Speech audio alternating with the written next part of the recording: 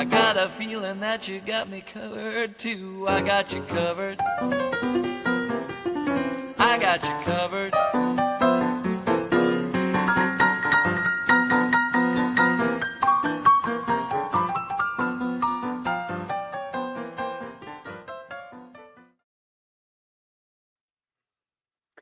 Hi, everybody. How is everybody doing? Hi, Sandy, Wendy. How are you?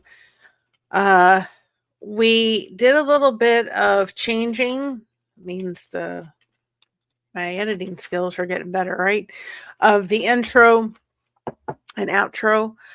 So you'll see a little difference in that. I think it looks a little bit more cool as we can get it. Not going to change the song, that's for sure, but we did a little improvement. You may see a mocha sighting on the way out, just so you know. We've started with this crochet connection little piece that's come in. I have to record the devotions for day 11 and 12, which I will do when this is over with. I tried very hard and last night to record 11, and yesterday was I wake up now in the mornings, and about 11 o'clock after the bars comes on. If you're not subscribed, that's Tommy's and Casper's channel. Go check them out. And I mod that one, and sometimes I'm usually the only mod for right now in there. So I'm modding that, and usually been really working the past little bit to work on these thumbnails and get them done for the devotions so that they're really ahead of the game. And so that's been been doing that. And so I got done with that. And then I was on a live stream with a live stream that Cash Kelly was doing. I'm telling you, this lady was on fire. He had, and great live stream as well with that he did. And so I was participating in that. And I just thought, well, I got to go get something to eat. And I thought, I'll go get something to eat. And I said, Josh, let's watch a movie. And we watched Rocky Mountain Affair, and it was such a good movie. It was funny, and it was really good. And I crocheted, and then I thought, well, I'll record a little bit. Let's go ahead and watch another movie. And we did. And Mocha did something really odd with me, and that kind of signaled me she'll never make an emotional support dog, or service dog, but she does emotional support. And she literally laid on me on my lap for 10 minutes. Probably it was even longer than that. Just laid on me. She would not get off. And then she took her little head and just laid it right here on my chest for about 5-10 minutes. And Josh even threw treats down and said, we say to her sometimes, go search. And she wouldn't even get off me to go search. So that clued into me, okay, something's not sitting right. And she just laid on me. It was probably about 20 minutes before she got off my lap.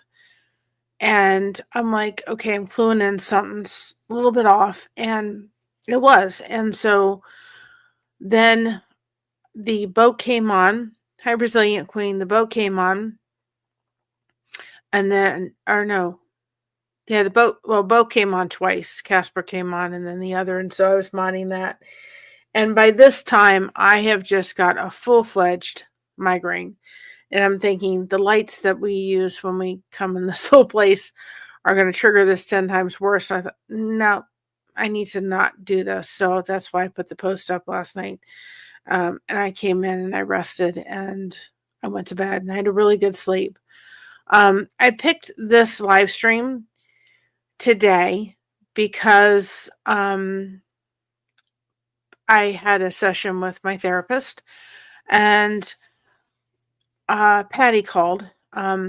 She sounds really weak. She's tired. She's kind of unsteady on her feet.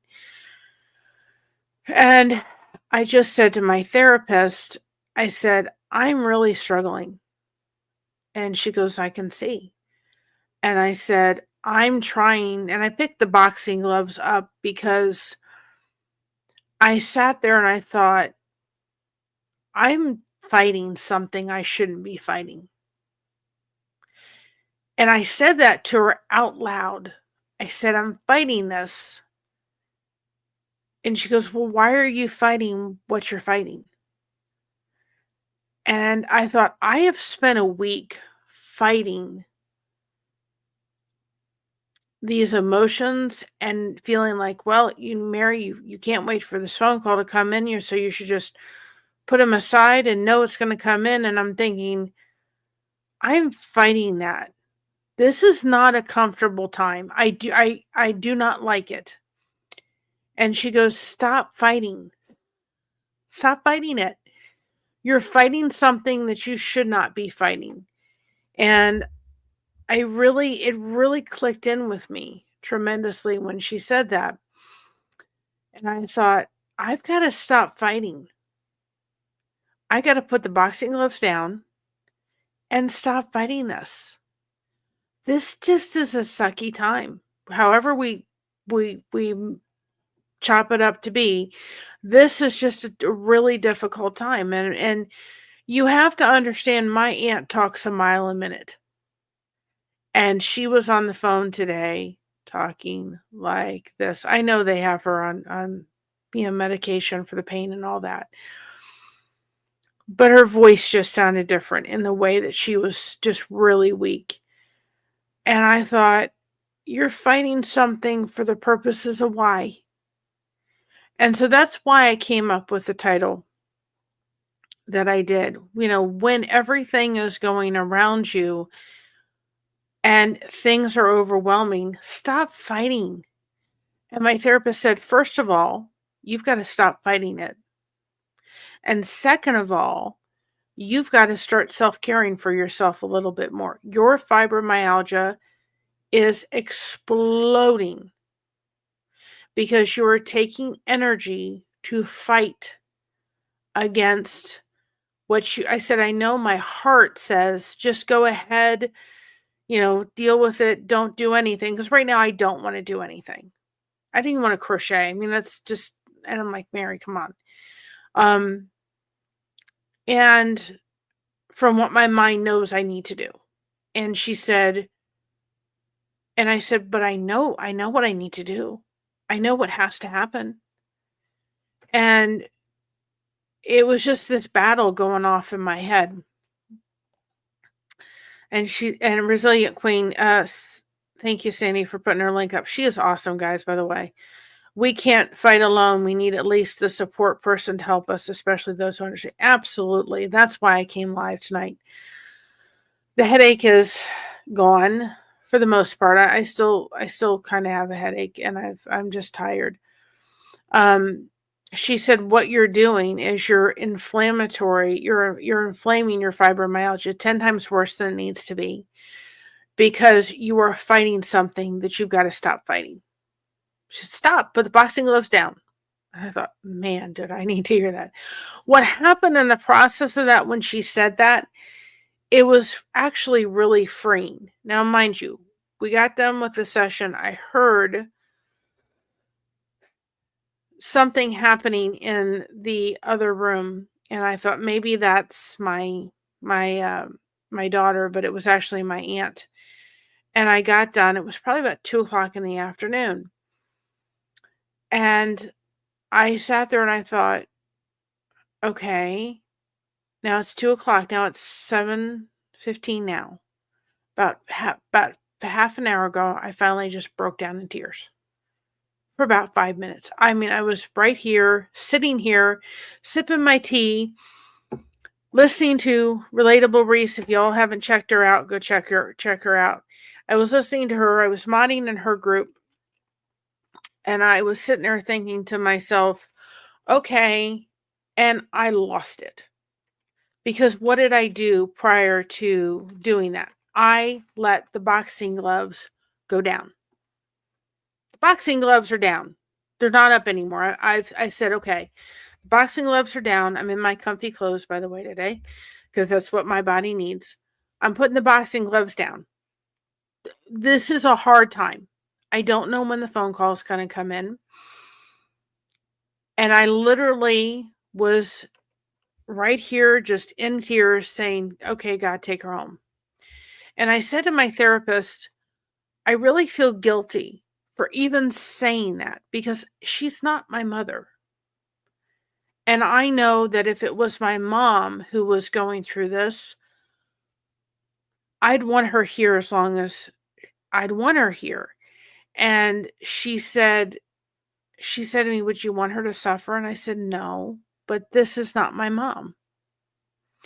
And what was really ironic, and I'm just kind of going through what my therapist and I talked about. Yeah, sometimes you really need to let your hair down. I started telling her stories about my aunt. And she said, can I just ask you a question? I said, yeah. And she said, it seems like you have a lot of stories that are really difficult that happen between you and your aunt. And there was, and there is. I said, yeah, there's been a lot.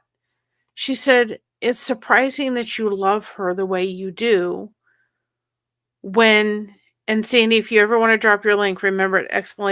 Sandy, and you can drop it real easy, and you're welcome to drop it as, anytime you want. But what was crazy about the whole thing was she said to me, why do you love her so much with some of those really difficult stories? And I said, despite what we have been through in our lives together, she's been through so much, and yet she's come out of the other side a fighter. And she's my aunt. And because there's a part of me that realizes when she's gone, my family dwindles even more. And the other part of it becomes that this other family member who has chosen not to talk to us, I feel like once that whole thing happens the way it does, then it's kind of like that's all over with. There's another person to grieve. And it was interesting how she put it and how she kind of, put the things through. It made sense. And I looked up this article, which I was really kind of surprised when I was just kind of looking through articles when I picked this topic tonight. And it says that fighting your emotions makes anxiety worse. I didn't realize that. I was like, wait a minute. That makes perfect sense. Sorry, but it's not staying where I want it to. I want it in a certain place, and it's not cooperating tonight. My little pashmina that keeps me nice and warm when I'm cold. And no matter how I do, I always look like I'm tilted, and I'm not. But aren't we all just a little bit tilted sometimes in life? That's the way I feel like tonight. So anyway, I loved it. Not resisting restraints, how fighting your emotions makes your anxiety worse. And I never put those things down. One of the most common reactions to uncomfortable emotions is to resist them. This is not something that's uncommon. When anxiety or fear arises, we instantly try to push them away. We distract ourselves. We try to think of positive things. We fight against discomfort. But the truth is, resisting emotions only makes them stronger. The more you resist them, the more you feel stuck. So I was like, man, this just spoke to me. It was like absolutely 100%. When I was reading this article, and I'll put the article down in the description below. So this is a great way that they're putting the analogy in this article. Think of resistance like a dam holding back a river. There are more pressure when you apply to keep the emotions at bay. The more energy you expend, and the stronger the force behind those emotions become. Eventually, the emotion does what? The dams burst. You flood your mind and body with anxiety and frustration, and the resistance cycle is exhausting and keeps the nervous system and a conscience consistent state of tension. I was like, exactly the way I've been feeling. Resisting the ability to say, I am, first of all, in a depressed little bit of a mood. I'm not in a severe depression, but I'm in a little bit of a depression, and I have every right to be. Acknowledging the fact that this time in our family just really sucks. I mean, there's just no other way to put it. It is because we're waiting for a phone call and we don't know when that phone call is coming. And we are sitting there thinking, okay, when is the phone call coming? When is it gonna, come and happen? And we're kind of put in this holding pattern right now, right? We're putting this holding pattern to say, okay, we know that this is coming and we're just waiting for the phone call and then we can grieve. And we're stuck in this holding pattern. And I'm like, the dam was like a perfect example. So we have to, one of the things it says in this article, and it's true, breaking the cycle starts with acceptance. I have finally had to say to myself, okay, put the boxing gloves down. Time to put them down. They're not going up again. Put them down. Stop fighting this. You're wasting energy. You're wasting effort over what? Your aunt is dying of cancer. Your other family member has made this whole situation so much harder than it needs to be, and you've lost that person. And they're not going to come back. Hi, Sunrise Dawn. How are you doing, darling? And if they're not coming back, even if they came back, they're going to be held at a very, very arm's length distance because you're not going to get in this body again. You're not going to get anywhere close to this heart. You've done it once. You've done it twice. You're done. You're not coming back in. That place is held at a very much, I'm like this with that person, right? And so I think that's your code, Sunrise Dawn. I have to think about it. No, maybe it's this code. I got to get those codes down. I'm working on it, guys. I got to get all my monsters codes. Anyway, you have to be willing to just say to yourself, you can, that's the one. You have to be willing to say, okay, boxing gloves have to go down. And so I've had to finally accept that. I've had to say, this time is hard. I don't have to like this time, but I have to be willing to accept that I'm in a holding pattern right now. I'm going to deal with that, right? So letting yourself feel what you are feeling does not mean that you're arguing with it or want it to stay. It just simply means you stop fighting against reality. The reality is, again, my aunt's dying. There's no which way around. There's nothing that I can do to keep her here any longer than God has her intended. Feel the way you all want to feel. That's fine. Hey, dear, how are you doing, hon? Feel the way you want to feel, right? It doesn't matter to me, or not, how you want to feel. But I can't make the situation, I can't make it anything else than what it is. It is what it is.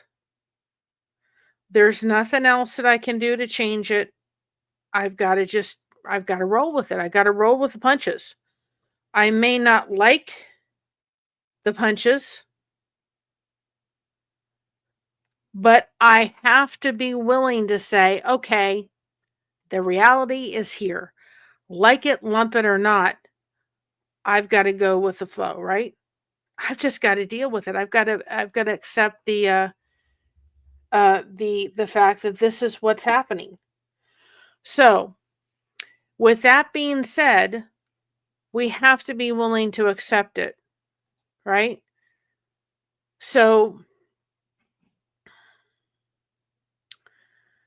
You're not a bad person or broken if someone is inadequate because you're feeling anxious. Right now, my anxiety level is through the roof.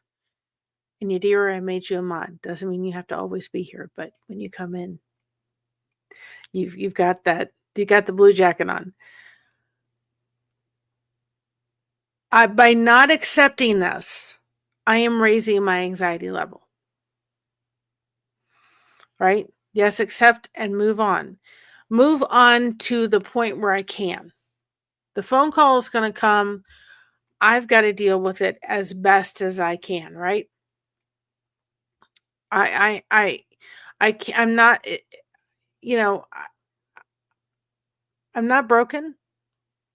I'm not inadequate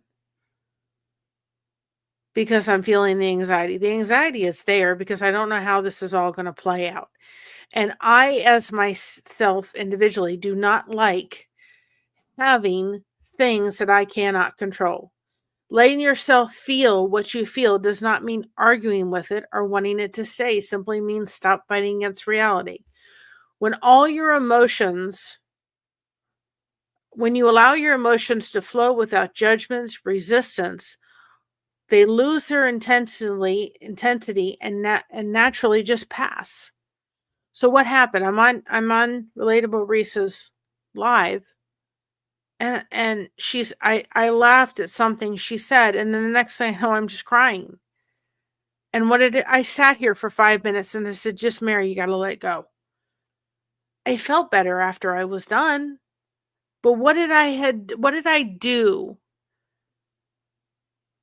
about, what did I do about 1:00 in the afternoon? Put the boxing gloves down. Put them down. Stop fighting against this. And if you feel like crying, cry. There's nothing wrong with it. And another thing is I know that I've got to get some recordings done.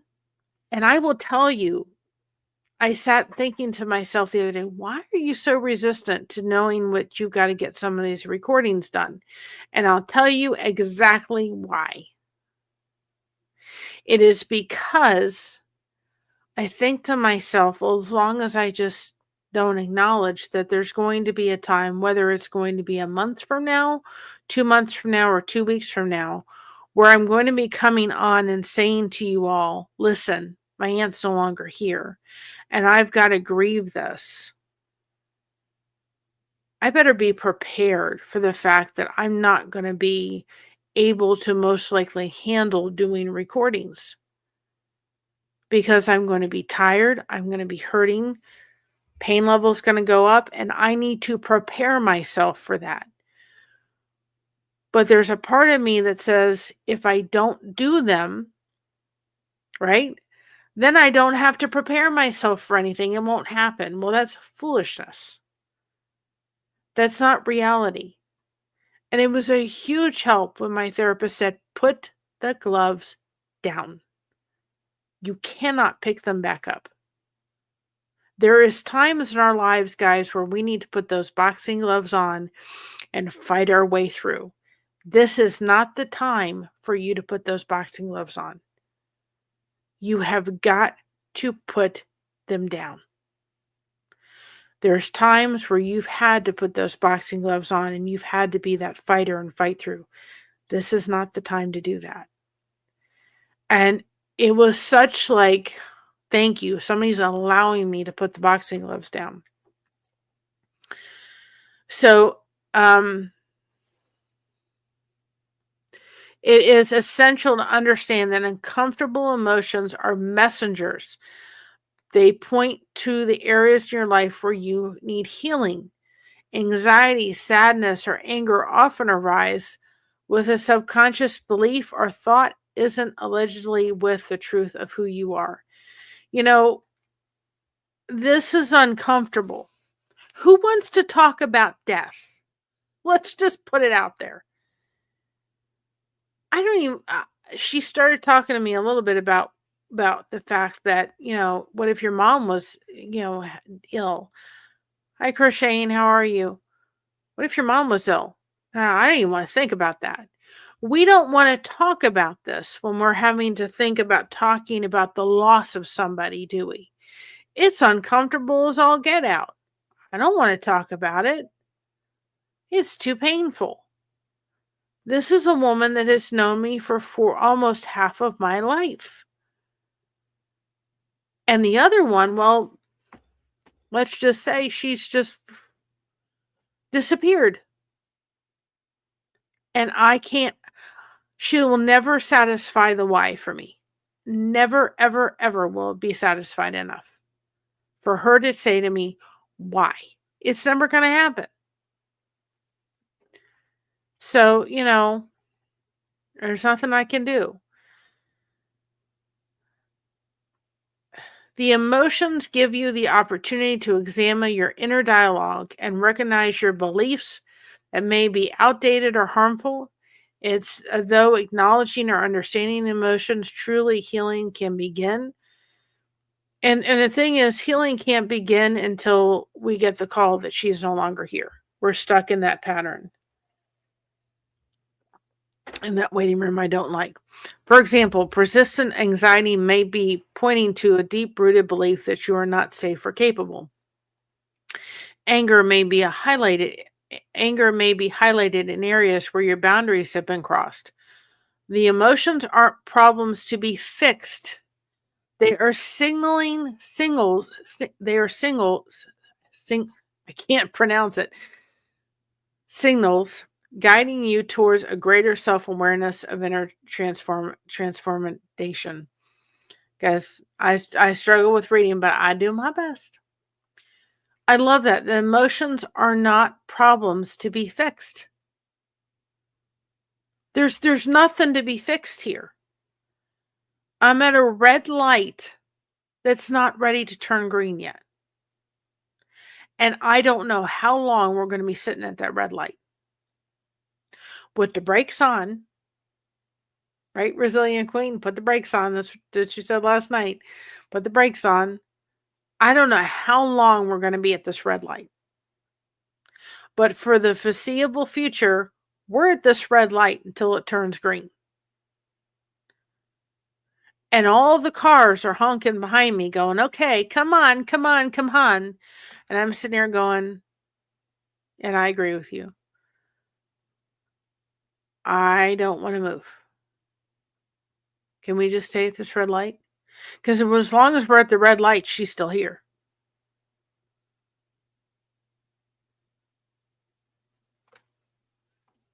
It's very true. Very true. So here's how to start the practice of non-resistance and using your emotions to help heal. Notice when you're resisting. Pay attention to the moments when you're feeling yourself fighting against the emotions. Asking yourself, am I trying to push these away? 100%. I have been trying to push these emotions away for the past week, and it has failed miserably. Push them away. The problem lies with this kind of situation, and we're going to do even a deeper dive into this, but I thought this was a good thing to have initial first before we go into the other. The problem lies is to say, yes, I've been pushing them away because the person isn't gone for me to grieve yet. They're still here. So I'm grieving the before the actual event happens. And that's hard. Hearing her today on the phone, and I'm thinking, it clued into me today. This is not my aunt. My aunt is no longer, the aunt I knew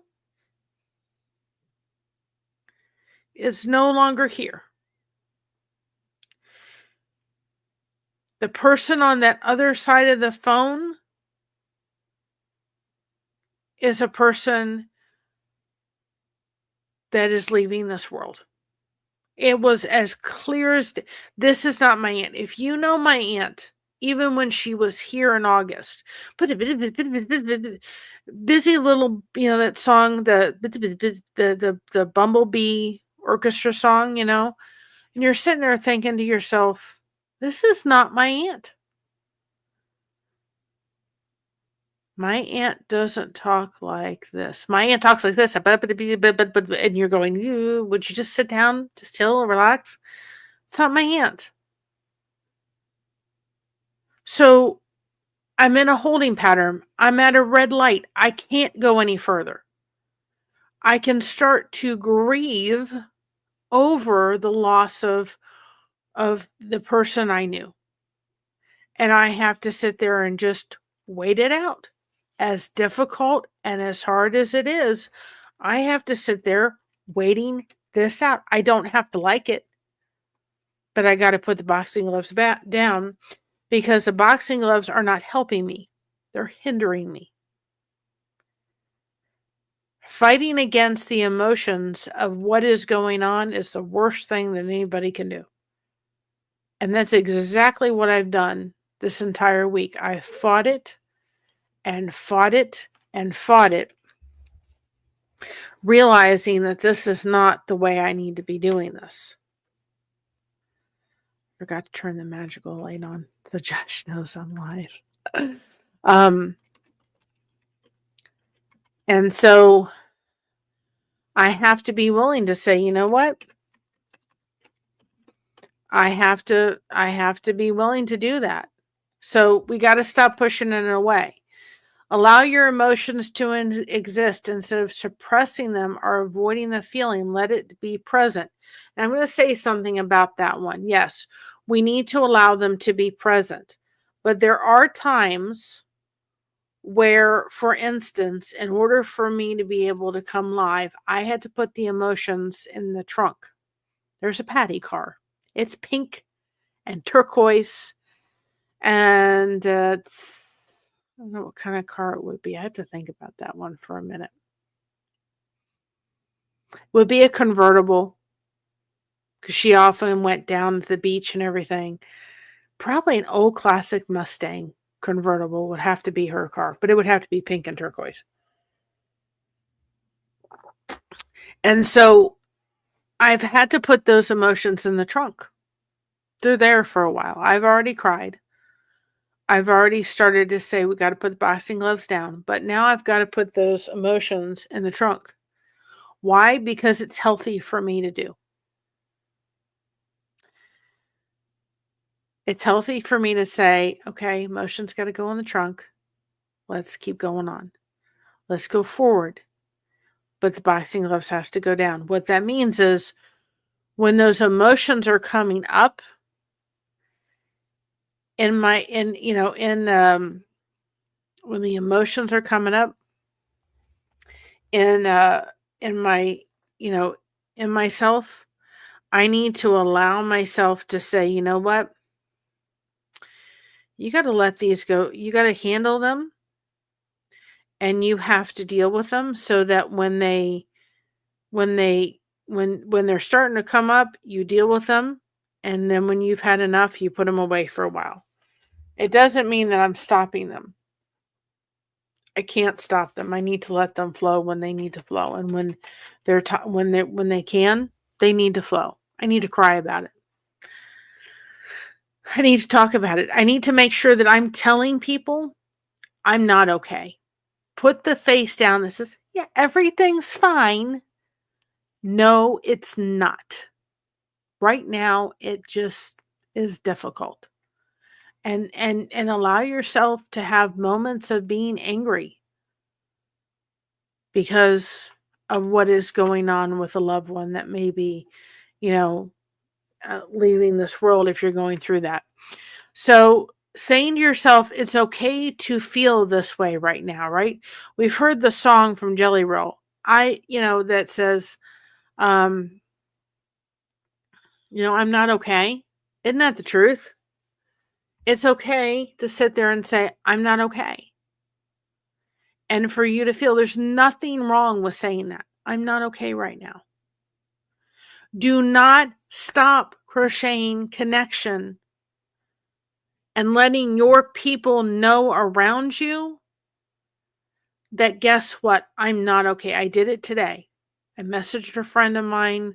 She has a great channel. If you haven't checked out Kristen Melinda and give her a subscribe. If you haven't checked out my daughter's channel, I'll drop that in the link too. Go check out my daughter's channel. That's she's not a sister, but we're like sisters. We've adopted each other as sisters, but the next one, Chrissy's cosplay is my daughter. I said to her today was hard. My aunt's voice was weak. And can I just go to bed and pull the covers over and just stay there? All I want to do right now. And her response was, I'm really sorry. There's not much you can say to somebody going through it. But just admitting to somebody else, that's exactly what this girl wants to do. That's exactly where I want to be. I don't want to I don't want to go out of the house. I don't want to do anything right now. Because I have an aunt that is dying. There's no other way to put it. I have to just allow myself to do it. Just something funny to hopefully make you smile. One of our cats just got off panic alarm on the van, and I couldn't find my keys for a minute to shut it off. Thank you. And it's okay to laugh, and then it's okay to cry. This article, guys, is wonderful, and I will put it in the chat. So, the number 3 is exploring the message. Asking yourself what this emotion is showing me. What is the thought or belief it is connected to? Looking for the underlying message that needs to heal or be adjusted. Again, love you too, Don. Love you, Mary. I have to head out as my mom will be bringing the kiddos home soon. I know I can, and I am so grateful. You know, the tape that goes through my head that nobody wants to be my friend. No, that dead and gone. That's broken. I don't pay attention to that tape anymore. I know I have them. And I am so grateful. Hey, Shauna B., how are you, hun? Sorry you are going through this. You are not alone. Even when you feel alone, I am watching with my elderly mother declining before my eyes. And I believe we gather strength when we share with others. Absolutely. And here's some ones in the chat for you and anybody else that needs them. And she's so true. What are we doing? We're crocheting the connection. And thank you, everybody, for showing on up. You showed up today. You're showing up. And I am beyond grateful. We're crocheting connection. She said something very important. Do not try to do this alone. You are foolish if you do. Even if you just reach out to somebody and say, all I feel like doing is crawling under the covers and forgetting the world for a while.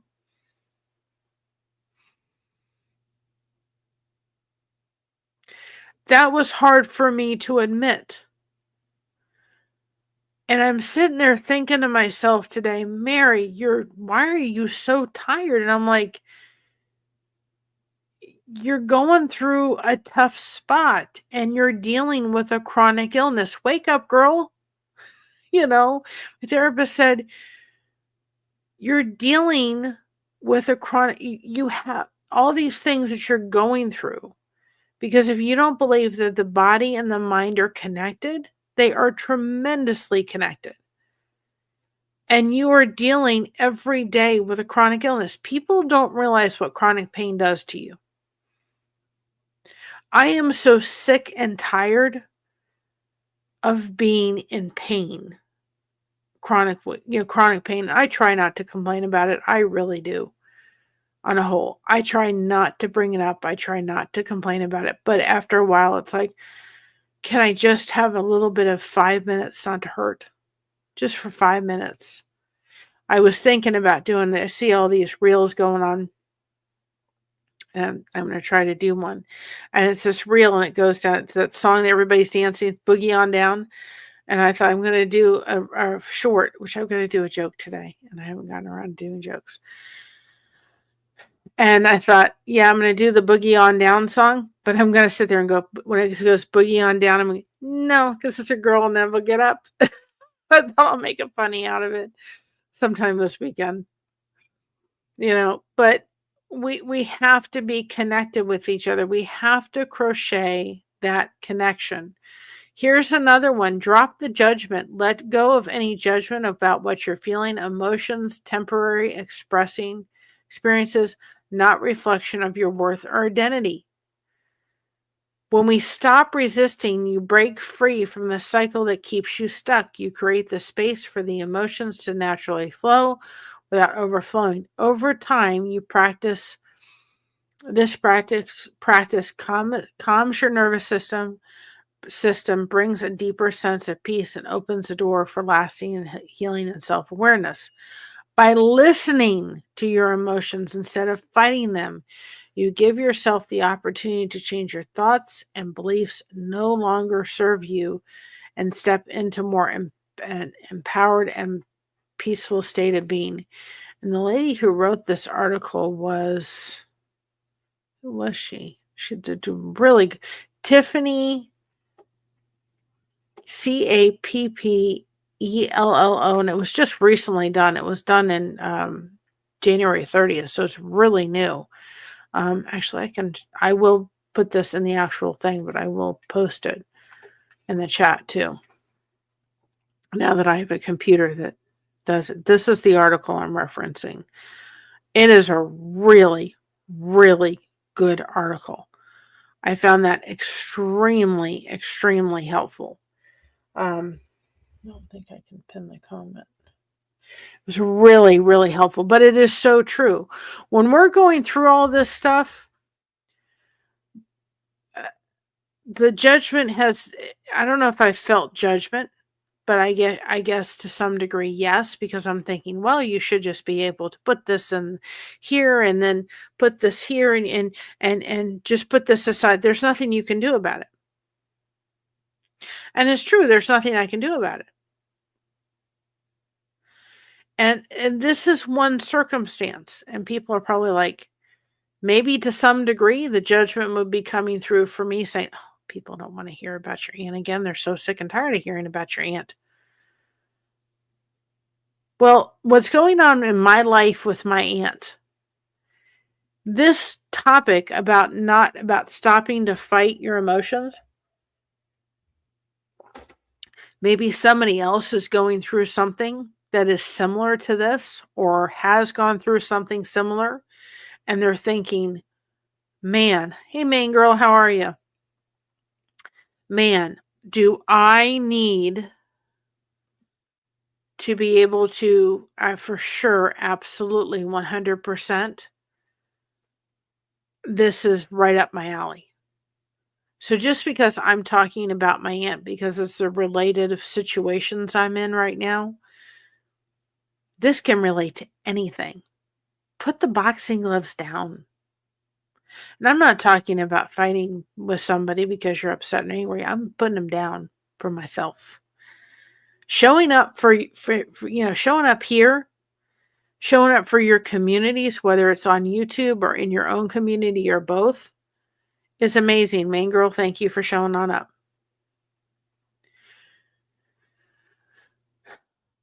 But we have to show up for ourselves.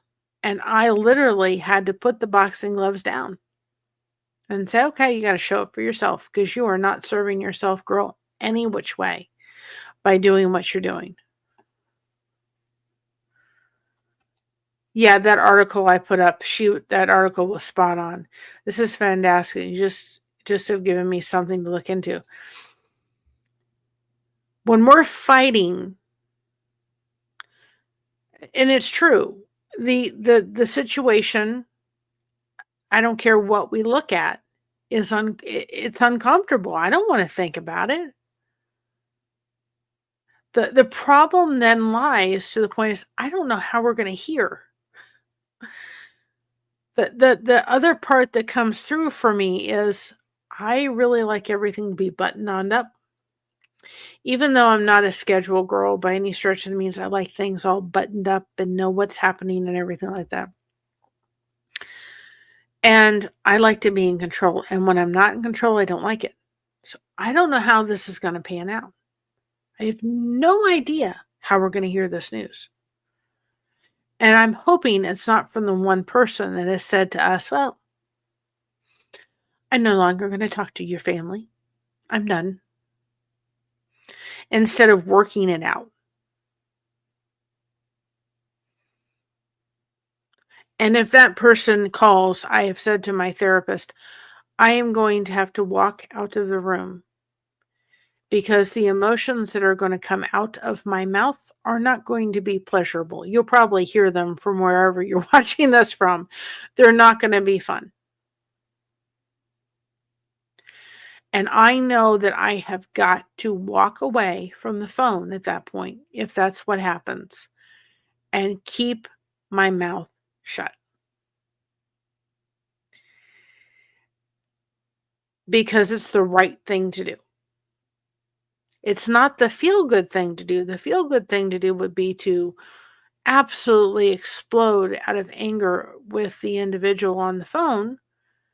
If that's who's going to call us with the news that Patty's no longer here, that's what I would like to do. It's not the right thing to do.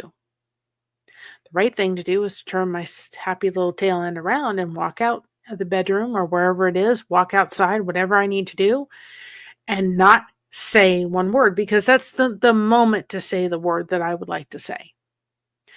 I don't want to do that. I want to respond in love. And if there is a way to work out our differences in love, and in a way that we can still have maybe a possibility of some kind of relationship, then that's what I want to do. Me yelling at that person because they have hurt me and hurt my family because mama bears come out is not the way to do it at a time when they have lost somebody dear to them. I need to walk away. Doesn't make it easy. It's the right thing to do. So the boxing gloves are down. What is going to be the hard thing for me is to have to remind myself, keep them down.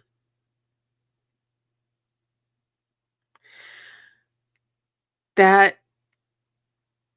yes, I know what I need to do, but I also have to listen to what my body is going to tell me needs to happen so that I can take care of myself. I need to self-care for myself a lot more than I have been. Instead of pushing it away, I've got to realize if I sleep more, if I don't feel like doing whatever it is that I need to do, and it's not an urgent matter that needs to be taken care of, then I just don't do it. And it's okay. It's okay right now. Let me just say one thing to anybody that is dealing with it, because it's one thing that I had to remember. My mother did. If you have someone under hospice care, and my aunt is very, very matter of fact that she wants to stay in her own abode, which is fine. She lives on a second story. She lives on a second floor. We need to make sure that we are saying to our loved ones, and her daughter is trying to care for her as best she can. And of course, they have the hospice nurses and coming and everything. You may need to say to somebody going through that, if they're fully awake enough and understanding everything, if they need to go into respite care with hospice, or they need to go stay in a facility with nurse staff around, with them as much as they want to stay home. The thing you need to say to them is this: I need you to go and do this for me. If you love me, then I need for you to do this for me. And that is nothing wrong in asking your loved one or a parent, if they are underneath hospice care, to remember to say that to that individual. I need you to do this for me, whatever the need is that you need. And maybe that's for respite care. My dad was not fully with it. So whether, he had dementia. So when we moved to Cincinnati, we moved there in April. In November, we went to Josh's relatives and stayed there went to the Thanksgiving with the family in Columbus, which was an hour and a half away. My dad went into respite care, which meant that my dad stayed under respite care, but he wasn't with it enough for us to ask whether it was okay. We knew he was in good hands, and we were going to be gone, several days, and that was going to be a lot for my mom. So she went, and he was in wonderful care, and she came with us over to Columbus with us, and then later on that evening went back home with my mother-in-law and went back to our house, and then we stayed over in Columbus for 3 or 4 days after that. So if you have somebody under hospice care, it is okay to say to them, if you need respite care when they're underneath that and they're fighting you a little bit and they're mentally have all their wits about them, to say, listen, I need for you to do this for me. Because you have to remember, if there's somebody underneath hospice care and you are caretaking for them and there is respite care available for times and so forth that you may need to give yourself a break. You have to give yourself a break. And you may have to say to them, I love you, but I need for you to do this for me. Because this is a hard time for yourself. You are often having to put those boxing gloves on and open up that trunk and fight against not dealing with them when the person's around. You may be talking with them. You don't want them to, feel down. You want them to be lifted up. You want to lift up their spirits, right? And then you sit there and walk away and you fall apart. Maybe it's while you're in, in the restroom, or you're going for a walk or whatever it is. And you may have to put those boxing gloves back on, but you got to know when to take them off. I know that if I was around Patty right now in Florida and going to see her, so forth, I would be putting those boxing gloves back on, because I would have to resist the fact that I need to not allow my emotions to overtake me, because not that I don't want her to see that, but she's going through enough, right? So we want to make sure that we're putting those down when need be. We're picking them up when we need to do them. Whatever the situation, we're putting the emotions in the trunk, whatever you want to use, or analogy you want to use. But right now, I need to put them down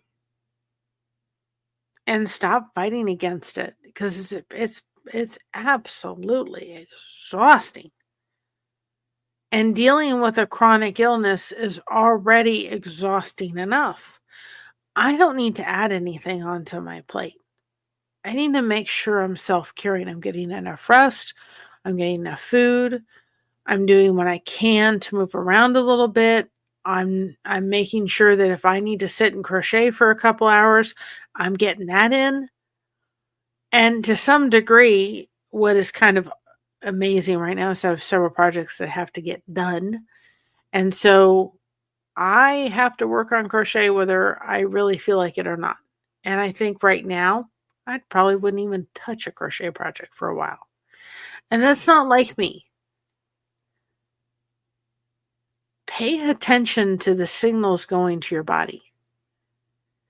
Because the worst thing that I could actually do is do that. I cannot write long with these hands at all, but I can crochet for hours because I've really worked on getting those muscles to be able to do that. And actually, the worst thing that I could do is not pick up a crochet hook every single day. Because I know if I don't pick up a crochet hook, my hands are going to get fatigued a heck of a lot sooner by not doing it. So what is it? Do you need to turn on a movie? Does it need to be a funny movie? If y'all haven't seen that, it was called Old Rocky Mountain Affair. Or Rocky Mountain Affair. It was an awesome movie. Totally enjoyed it. I probably could watch it again. Put on a Jeannie Robertson. If y'all haven't checked her out, she's no longer with us. But she was somebody that I listened to when I was going through 2013. And I really enjoyed her. Go listen to some of her stories. They're hysterical. And I even went back to them today and started going, okay, I got to put some Jeannie in. Because I knew I needed to hear those stories again. I needed to laugh, even though I didn't feel like the last thing I wanted to do was laugh. But I knew I needed to do it. Maybe I put an Elvis movie on. Do whatever you need to do. I tried to go out a little bit and take a walk today. Not that I really felt like walking, but I knew that it was good for me to go walk. What do you need to do? And clue into yourself when you're going, okay, I got to just lay down. And maybe that's just laying down and not doing anything for a while. And I almost sat there thinking today, you know what? If I need to do that in this process, I am not going to feel guilty about it for nothing. If I need to lay down for an hour and just zone out and not have it, I'm not going to feel guilty about it. It's okay. The worst thing we can do is beat ourselves up when we're going through a difficult time. It is the worst thing that we could do. We've got to be there, not only for that, but we got to show up for each other. We got to be there to rally the other person a little bit. We have to be there to let them say, you know what, if you need to get on the phone and cry, I'm here. We've got to be there. We've got to show on up for people. And if you're not invested in their lives a little bit, if you don't know what's going on, you have no idea. I know there's several people that came in tonight because they know I'm struggling a little bit. And that's what a community does. We show up for each other.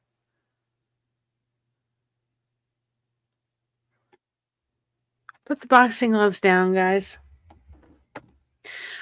Another thing I think you do when you put them boxing gloves down is you let other people come in and help. Because then when you've put them down, you've also put the mask down that says, I'm okay when I'm not okay. As long as you've got them up, you can keep that mask up. When you take them down and you put them on the shelf and sit down for a while, your emotions come through, your heart comes through, your friends know, hey, when something ain't sitting right. They're telling you, right, when something's just not sitting right. We got to check in with our people. We've got to make sure that we're focused on, doing what's needs to be done, whatever that may be.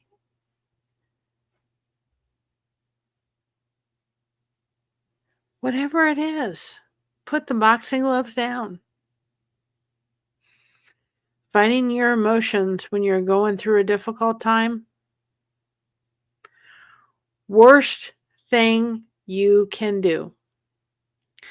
And it was the most freeing thing when she said, Mary, stop fighting.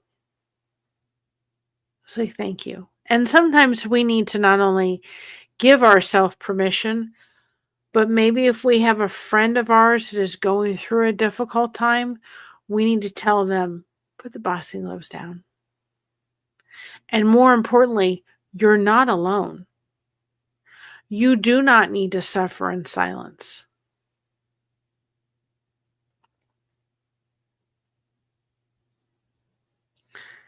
Too many people out there, guys, are suffering in silence. They don't feel like they have anybody. They don't feel like anybody gives a care about what's going on in their lives. That's not a friend to me. If I have a friend struggling, I want to know about it. I may not be able to say there's nothing you can say to me right now. Honest, I'm going to say it flat out. There is nothing you all could say to me that is going to make me feel better. Except for, we love you and we're praying for you and we're here if you need to cry. We're here if you need to talk. We're here if you need to vent. There is nothing you can say at a time when people are losing somebody, right? There is nothing that you can say that is going to magically make me go, oh, okay, everything's just fine. And when the news comes through that she's no longer here, there is nothing anybody's going to say that's going to make me feel better. What's going to make me feel better is people showing on up and people being there and people saying, I'm here if you need to talk. You're not alone. That's what's going to help me feel better. Hi, Miss G. How are you? How often? And you have a beautiful heart too. Thanks for showing on up. How often have we put that smile on our face? How often have we put those boxing gloves on because we don't want to show anybody what's going on inside?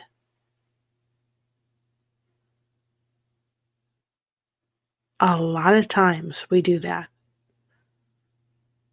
It's never good. It never turns out well.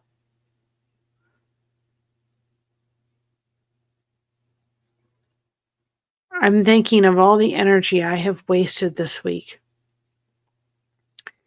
putting those gloves on and fighting against all of the emotions that have overflowed me.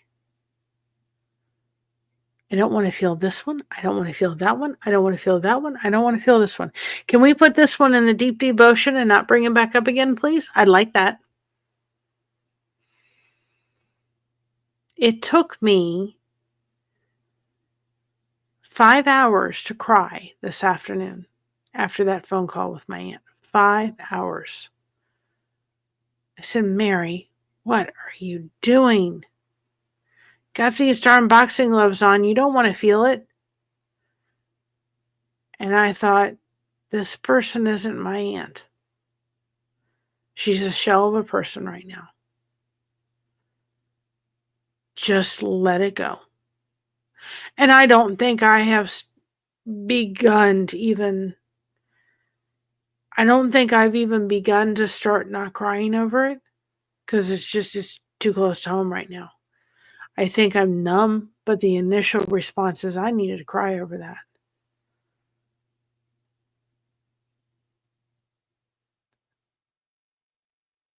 I needed to yell. I sat there in the midst of it saying in my hands, why? God, take her home. And I said at one point, Dad, why aren't you here? Because that other person wouldn't do what they're doing if you were here. Why aren't you here?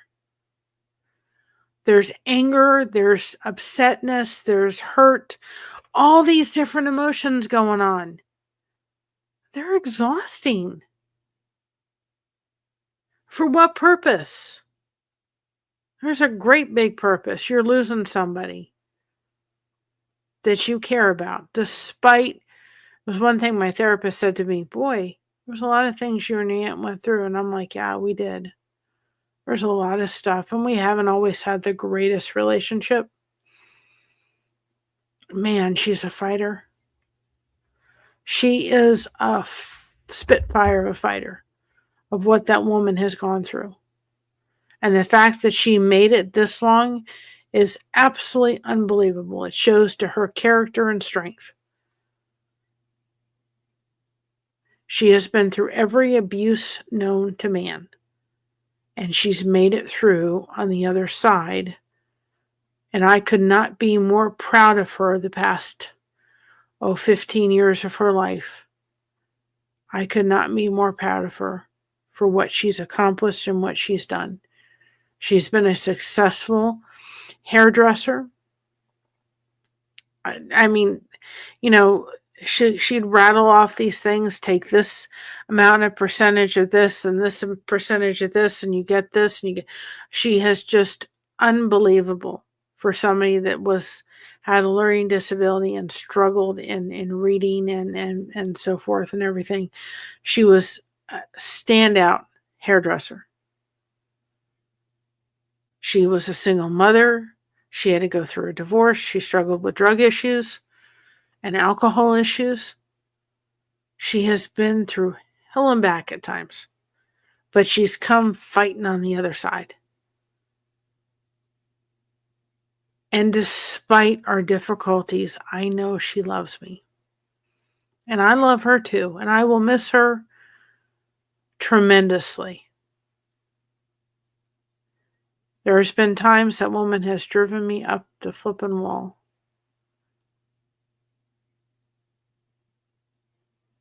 And when she was here in August, because our YouTube community came together to help make that happen, that is a trip I will never forget. I just thought, it was unbelievable. I thought, this woman has stage 4 cancer. You never know it. She and all over the place. It was unbelievable.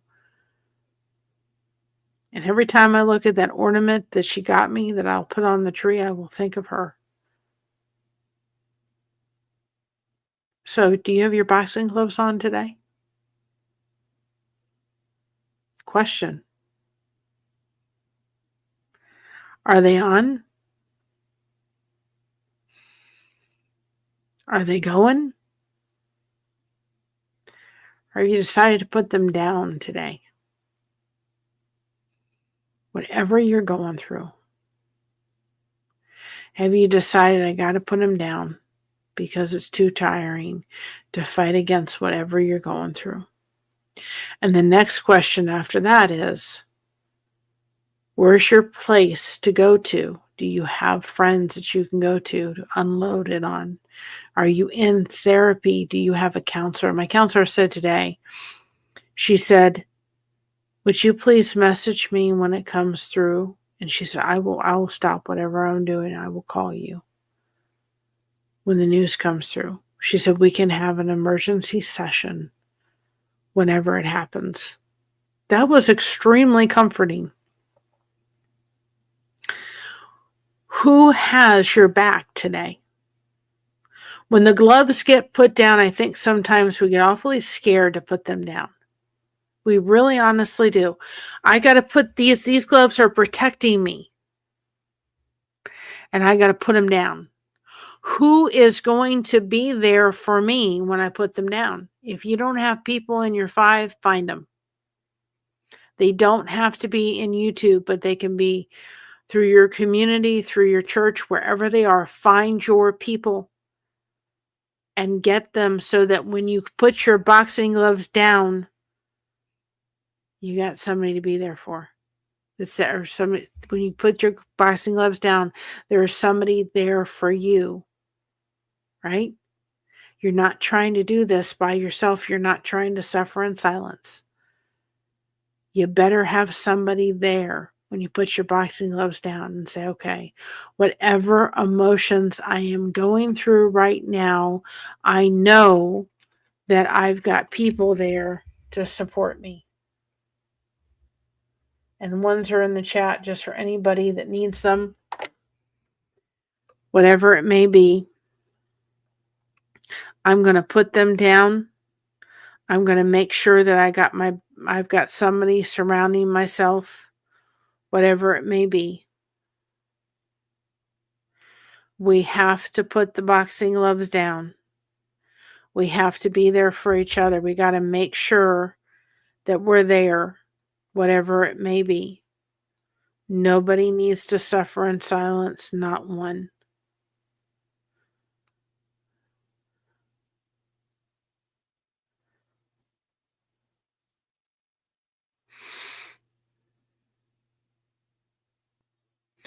Not one person. We can all do this. We can all be there for each other. That's what this channel came to be in existence for. Was so that we're here to be there for support. We're there so that we can be there when somebody's struggling.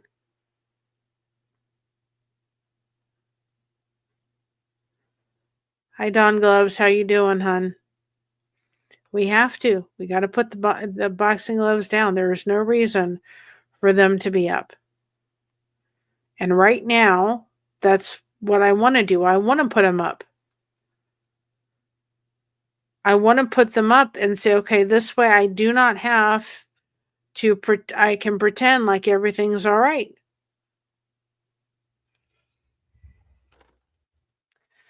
I don't have to sit there and pretend everything's not.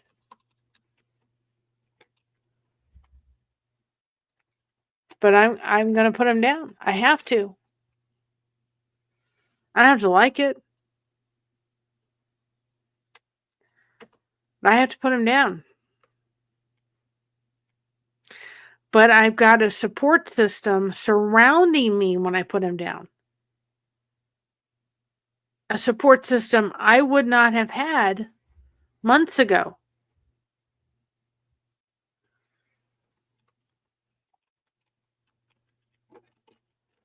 I forgot which one. I'll find it. I got to get those.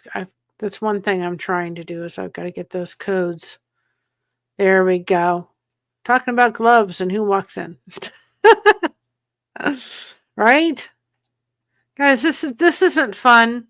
This isn't a fun time for me. It's not a fun time for my family. I doubt this is a fun time for my aunt. But let's not try to do this by ourselves, this thing we call life when things are struggling and going all around us. And too often we do. Too often we got those gloves up. I'm not going to deal with it. Not going to talk about it. This article I just read was really good. Boy, did it hit all of the things that I was talking about, thinking of today. When we have those gloves on, it's too easy to not deal. We spend all this energy fighting against it. For what purpose?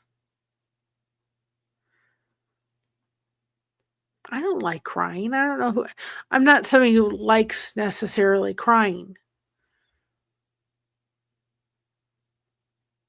but it's an emotion. I can tell you right now, my emotions are anger, grief, sadness, frustration, anxiety. All of those things are going on right now. Gloves up isn't inherently bad. You just have to make sure you're punching in the right direction.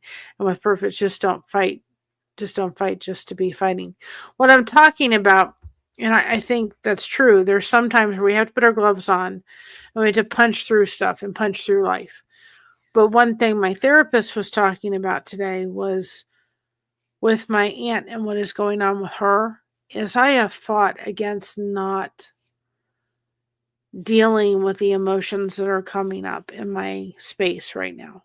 There's a lot of emotions. The emotions I'm feeling right now, I think about her not eating, it goes back to my grandfather.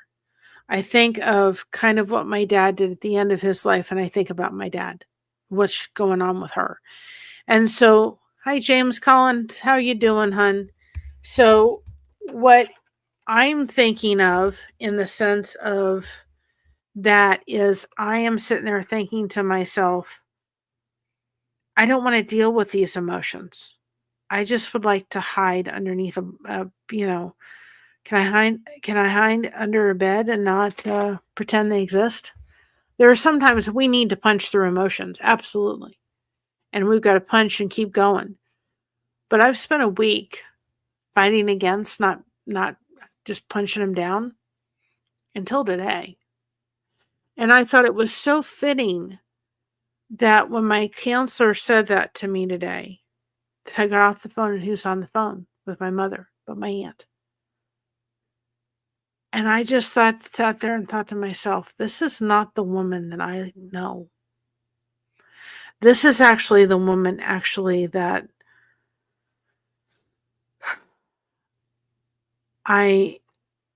this is a very different person than what, I mean, my aunt's usually,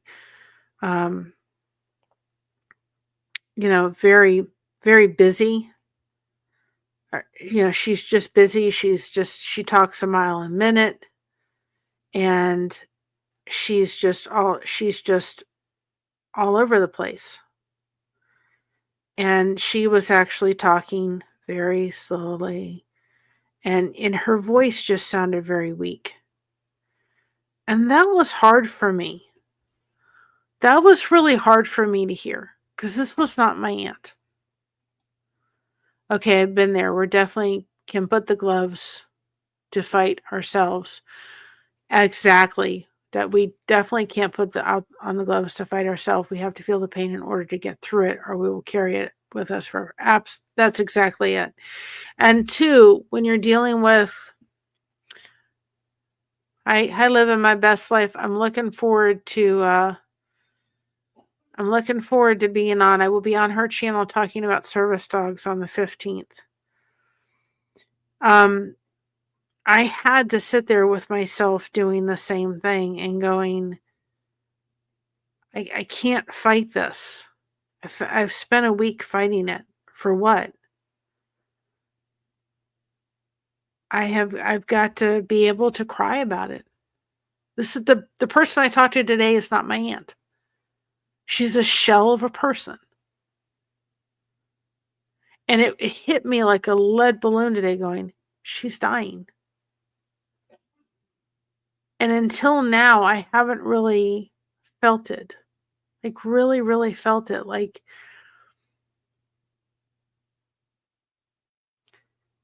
and then again, waiting for the phone call. How long is the phone call going to take to come? You're in this holding pattern. It's like I said at the very beginning, you're sitting there at a red light waiting for it to go ahead and the red light's not moving and everybody's honking behind you and you're going, I can't move. I'm stuck. The green light hasn't come on yet. That call hasn't come through yet. And I said to my therapist, I think it would be easier if we were there because then we could be there and we wouldn't be in this holding pattern.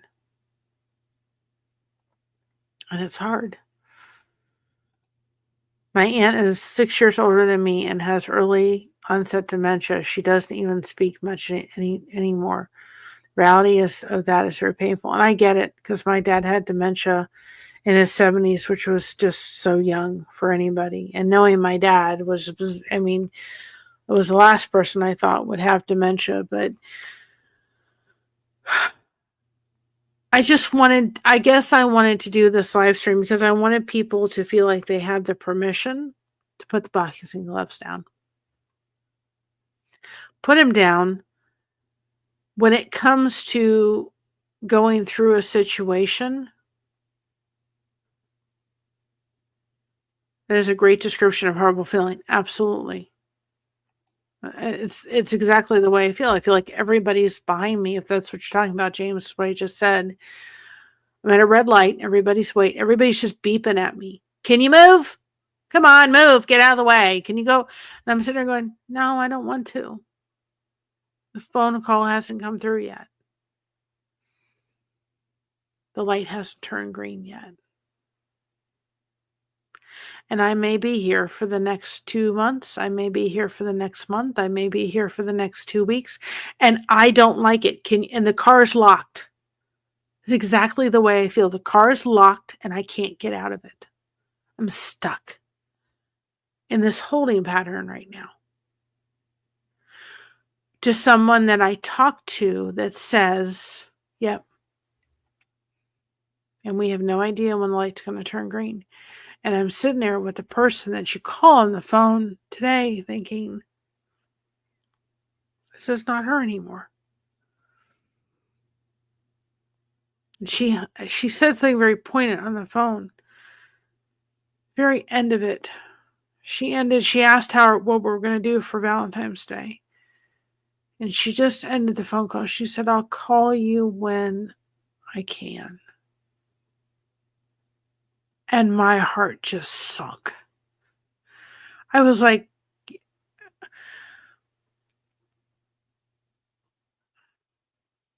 it's not my aunt.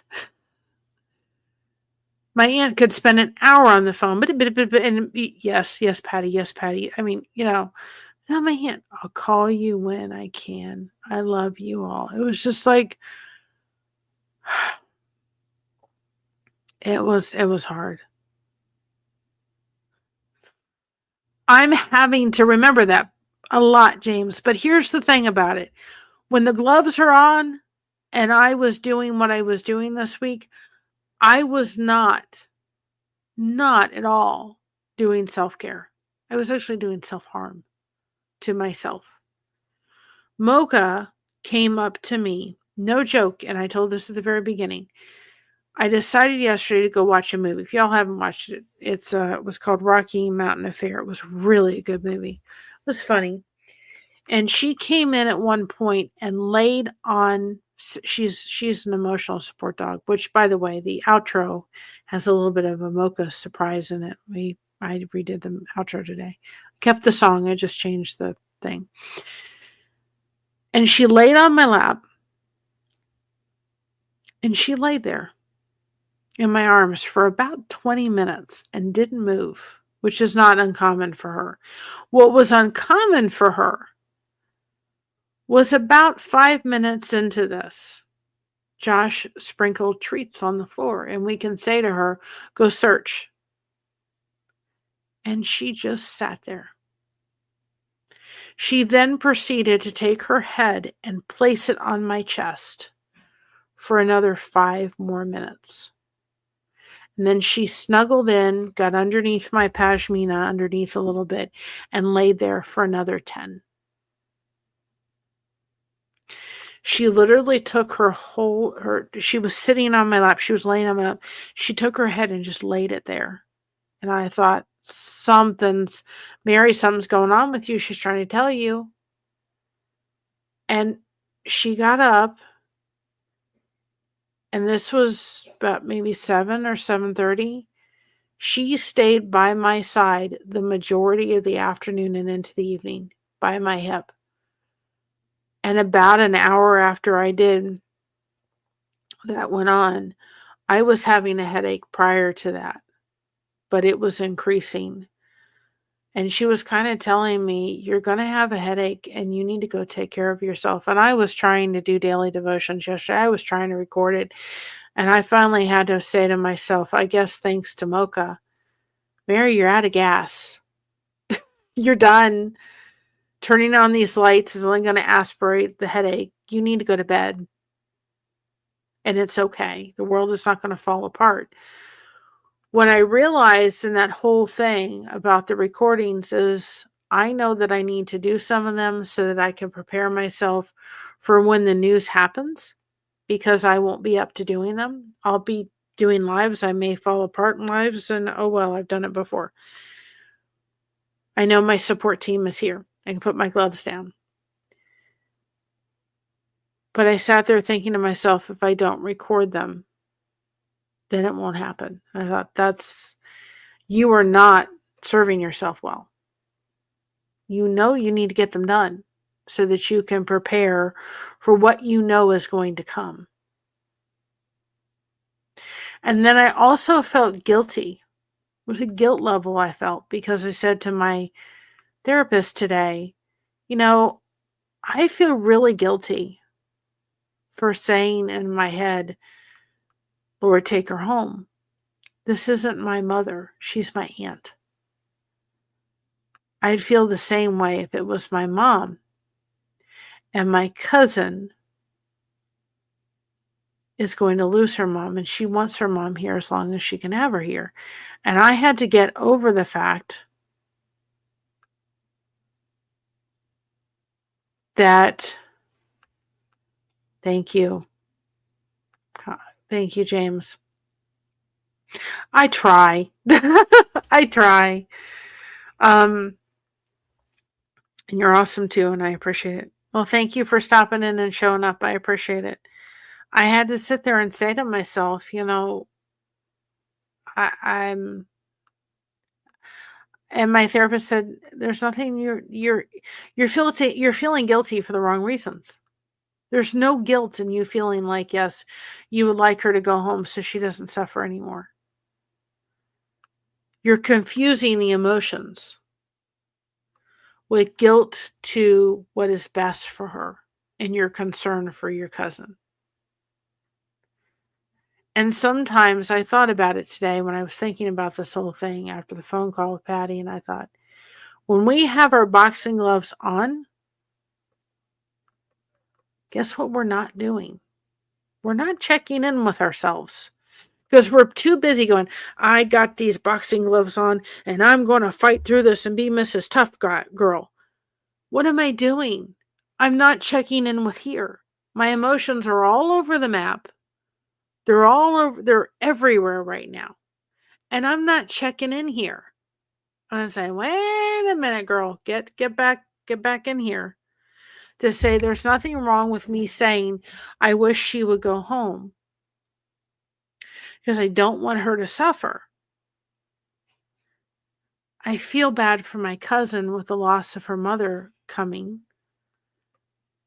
I know where Patty's going. And it's okay to feel this way. Right? It's okay to not be okay. Don't suffer in silence. That's why we're talking about crocheting connection. It's why this channel is in existence. That's why I come on and do a live, even when I may not feel like doing one, because I know I have to connect. I'm not going to get off this stream feeling wonderful right now. And that's okay. But one thing I'm going to feel, it's I got a lot of support out there.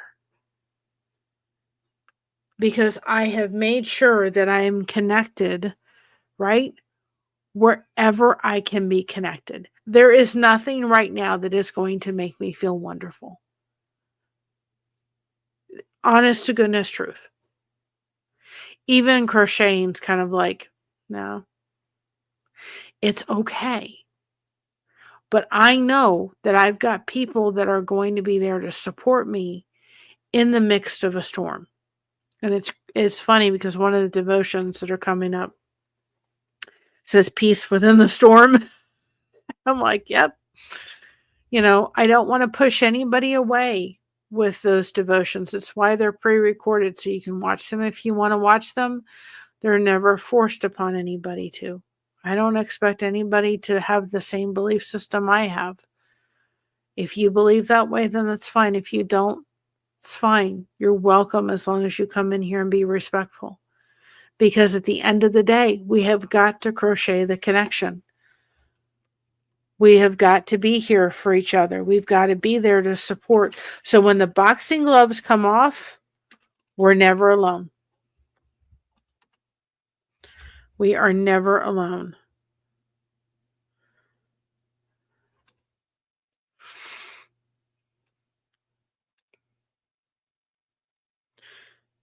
And that's the important part. And I thought, this deserves something.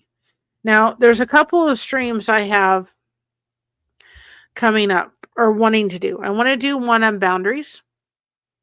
I think it's an important topic. I have a lot that actually has to involve Patty when it comes to boundaries.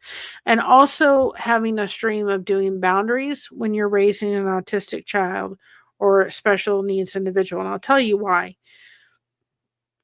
There are some times when you are raising an autistic individual or a special needs child where you have to you have boundaries to a point, but they're movable boundaries because of the circumstance or situation that they're in at that current time. And so it's very hard. I agree. It's very hard to have, to be able to have boundaries that are stuck in the mudness in cement when you are raising an autistic individual because you've got boundaries that are moving. For instance, there was a time when Christina would be talking, and of course she would be she would just explode with emotions. And the therapist said to say to us, you've just got to let her just come out with whatever it is. Whatever comes out of the mouth have to come out of the mouth. Whatever it is. We didn't really like to have her use cuss words, but it was whatever came out of the mouth had to come out of the mouth. And so we had to move the boundary of no cuss words in our home. We had to move it for a while because it was better that she expressed whatever was coming out of her mouth versus her physically hitting anybody. So we had to move that boundary. So we're going to talk about boundaries. We're also going to talk about the word. I think it's a whole stream of itself. No is a complete sentence. We're going to talk about that one. I'm still going to do the Scottish and Greece stream. I just have to do the research. I've got to do some more research and get myself. I know all the rules and all that kind of stuff with the service dogs and everything, but I have to refresh myself a little bit on that for my stream with Echo. So we're going to do that. I think that I said something in the stream too when we were talking about having the gloves on, and I said we could probably do a whole thing on it. I can't remember what it was.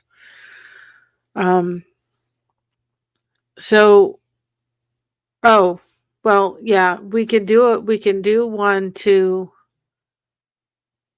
yes, and we don't have to explain anything. We give ourselves permission. Another stream, and it would be somewhat triggering, is to talk about hospice. I really think that I have had several people under hospice care. I had my grandmother under hospice care, my dad under hospice care, and kind of explore hospice care a little bit because I think there's a perception that it's only there for the last little bit, couple of weeks of somebody's life, and it really is not. It can be a wonderful, wonderful resource if it is done correctly, and if it's done right, it can be a wonderful resource for somebody. And so somebody that may have a loved one that is kind of hesitant to go down that, it may be, my story of the experiences that I've had with hospice may help. I know that if anything down the road happened to my mother and I was advised the doctor saying to us, it's time for that person to go under hospice care, I would be very willing to do that. As difficult as that would be to acknowledge that and want that, I would be absolutely sane to finding it because it was such a great resource when my grandmother had to, and my dad had to be underneath that care. So we can do one on that. And I think, and Patty fought it for quite a little bit of time, and I think most people do, but the kind of things to look for and so forth. If I ever find somebody who works in hospice, I would love to have them on here to really talk to you all about that. If there's anybody listening and they're a channel that I know, listen, y'all, I know that there's not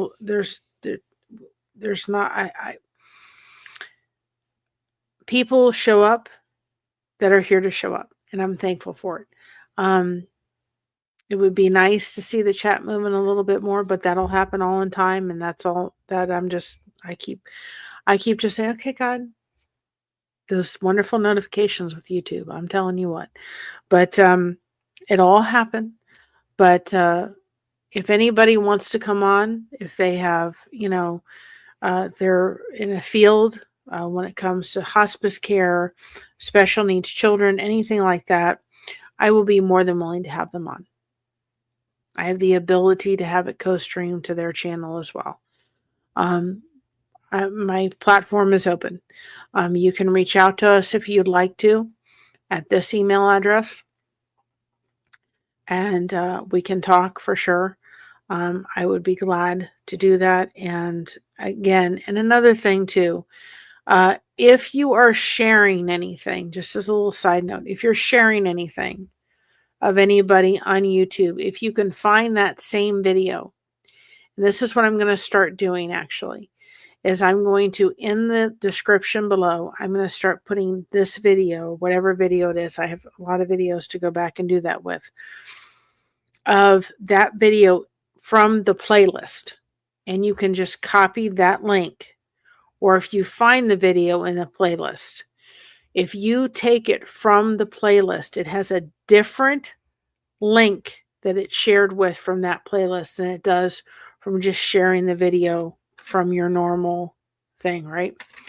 So if you share it from the playlist, so we'll have a playlist shareable link in the description below, and we'll start doing that.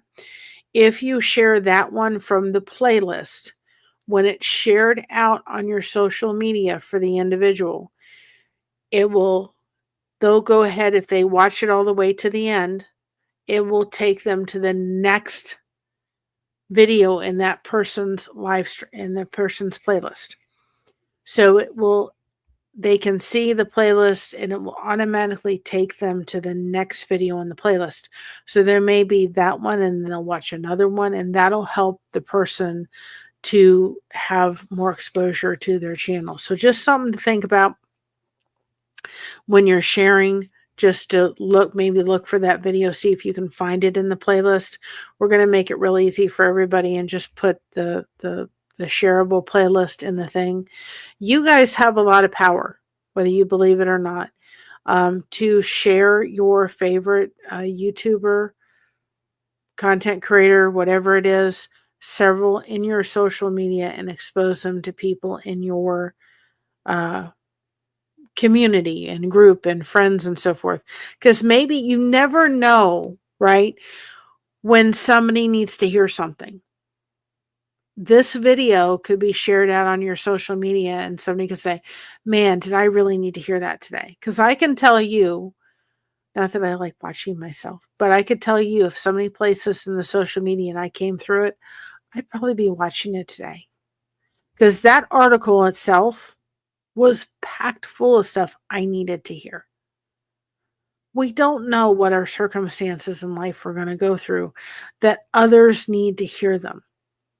It is really important that we do that we're there for each other, that we can allow each other to be there to support each other and be as a support for each other. It is so, so important. So it is never expected. It is always appreciated. For those that are our members, we appreciate them. They do allow more content to the channel, so we're appreciative of them. We're going to take a moment and just thank all our members. I thank everybody that showed up today. I appreciate it so, so much. We're just going to take a moment and thank our members for their support. You guys are awesome, and we love you. And we love all of you. Again, we're just glad you're here. We just take a moment because we do feel it's important if they're able to support the channel and be able to provide extra content, then we just want to take a moment. And at the end, it says, Elvis says, thank you very much. And we're thank you very much. Everybody's here, even though that is one of our membership levels, and that's just the 99-cent membership levels. But we are thankful that everybody shows up and participates within this community. And I get to see Elvis. Not a bad thing at all.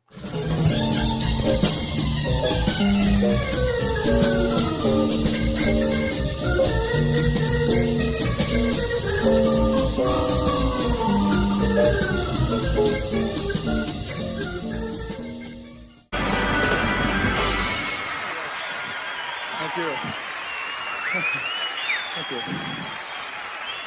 Thank you very much.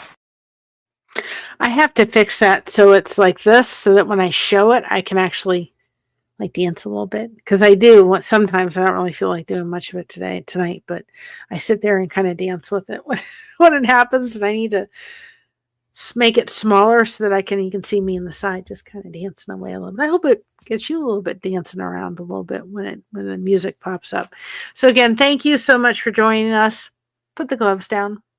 Let us be a blessing to you and be here so that we can be here to support you if you guys are going through a tough time. Having those gloves up can be really exhausting. There are times to have it in life when you're trying to punch through something and you got to get through it. You got to stick those gloves on. But man, if you're going through something difficult and you've realized you can't, you need to let those emotions be what they are. Put the gloves down. Make sure you have the support that you need. We're here for you. We are glad. Thank you. Thank you, Don Gloves. I will look at that. If you ever want to come on and talk about that, I will be glad to have you.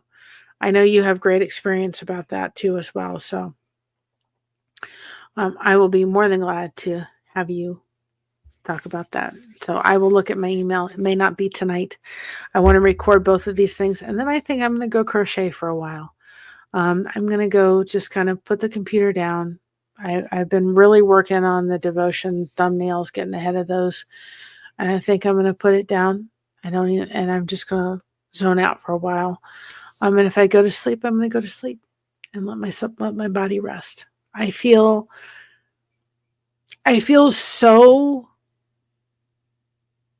free tonight in a way I haven't for a week.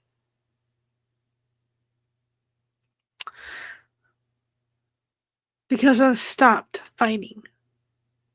If I have to cry, I'm going to cry. If I have to be angry because this sucks, I'm going to be angry. If I have to feel numb, I'm going to feel numb. Whatever emotion I'm going to feel right now, I am going to do it. If I need to laugh, I'm going to laugh. If I need to cry, I'm going to cry. If I don't feel like participating in something right now, I'm not going to do it. I'm going to put the gloves down so I can breathe. Because here's the thing. When I put the gloves down, when I've had them up, I felt like I've been locked in that car. At least I know the car's at the red light. It's not going to go anyplace. But at least I can get out of the car. I'm not trapped in the car with the doors locked saying, you got to stay in this car. No, I don't want to be in that car. I need a break from the car for a while. I'll get back in it in a little bit, but I need to walk around for a little bit. I need to go outside of the car. Let me out of the car. And for the first time in a week, I have felt like the doors have finally opened, and I have the ability to go in and out of that car as I please. And if I need to sit in that car crying at the fact that my aunt is leaving this world, whenever that's going to happen, I'm going to do it. The gloves are coming off. If I got to take the gloves and put them on the rear view mirror, that's exactly where they're going. But I'm going to make sure that I'm connected to people, friends, and support system. I'm not going to lose that because that would not be healthy for me. I need and have to have that connection. It is why we preach it to the rooftops, how connection really does make a difference. It doesn't fix everything, and it doesn't always make you feel better. Hi, Jody. How are you, hun? Doesn't help make you feel better, but you know what? It certainly makes a difference. For sure, in a lot of things.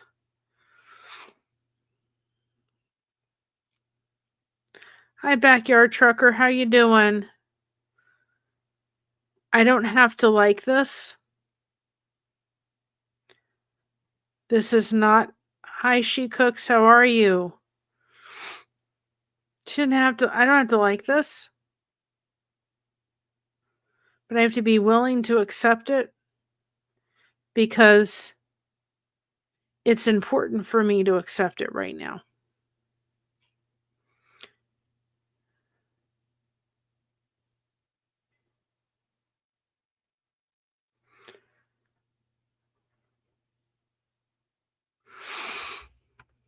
I have to. I don't have to like it. I don't. I would like that light to turn green now.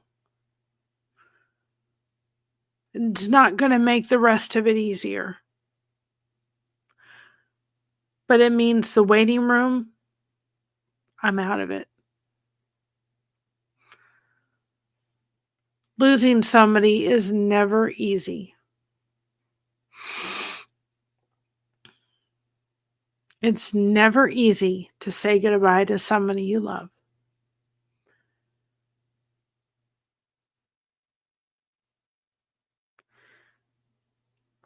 But it's part of life. And we got to surround ourselves with people when we're going through the process.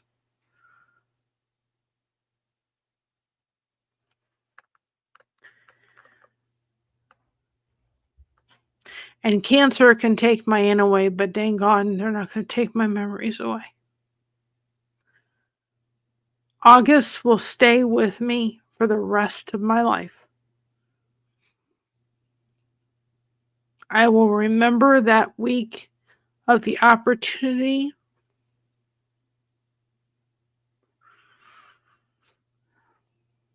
to give her one last hug because my YouTube community and my mom's YouTube community came together to make it happen.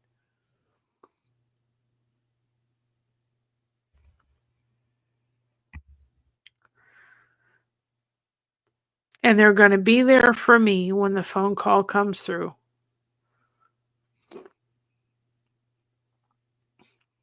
The gloves have got to go off because I can't keep them on anymore. It has worn me out this week trying to put on this. And if I came on this stream as everything's fine, let's just rock it through, I'd be lying to you guys. And that's not who I am. The same girl you see behind the cameras is exactly the same girl I am in real life. I have never been one to be able to put a happy thing on my face and say, okay, I can put a happy emotion on my face and just, no, people can see it when I'm miserable. And right now, I'm kind of miserable. And it's okay. Take the gloves off and have people surrounding you. It is so important. Whatever you need to do to make it happen. Even if it's just to reach out to somebody and say, listen, I'm having a hard time. And if they offer to call and you can't handle that right now, then say, that's okay. I can't handle a phone call right now. Just want you to know, can you just say a prayer, give good vibes, whatever you do right now. I'm really thankful at the end of it that phone call happened. Not that I think I wanted to hear my aunt the way that she was, but I needed to hear the way that she was. She's not my aunt. She's a shell of an individual. I'm in that car, and at least the doors aren't locked anymore. I don't feel trapped. I get out. I can walk across the street. I go to sit at a local restaurant, whatever you need to do in your head. And I'll get back in it, and we'll sit there. But sitting there waiting for it to happen is really not going to do much. I'm encouraging you. If you are going through a difficult time, take the gloves off. Put down the face that says everything's okay, and let us be here to support you. Because we will be. We've been on here for 2 hours. If somebody came in this chat and was struggling with something, I'd stay on another half an hour or 45 minutes if that's what it took. For that person to sit there and say, you've made me feel like I'm not by myself. Hallelujah. It's exactly the design of this. I'm not, deconstructing something or building something or this and that. I'm probably not talking about something terribly fun. There's no fireworks going off in the background, But I'm connecting people. Because, guys, this life is hard. We don't know what the other person has been through or what they're going through. It's hard. But we don't need to be doing it by ourselves. Crocheting connection is not just some kind of thing. It's so true when we think about it. And if people cannot see what is happening on YouTube, communities are starting to take place. They're starting to root up. They're starting to be happening. They're starting to becoming a thing. You go on Facebook and I don't know what it is about Facebook, but Facebook lately, it sits there and I think, can I just have my friends' feedback?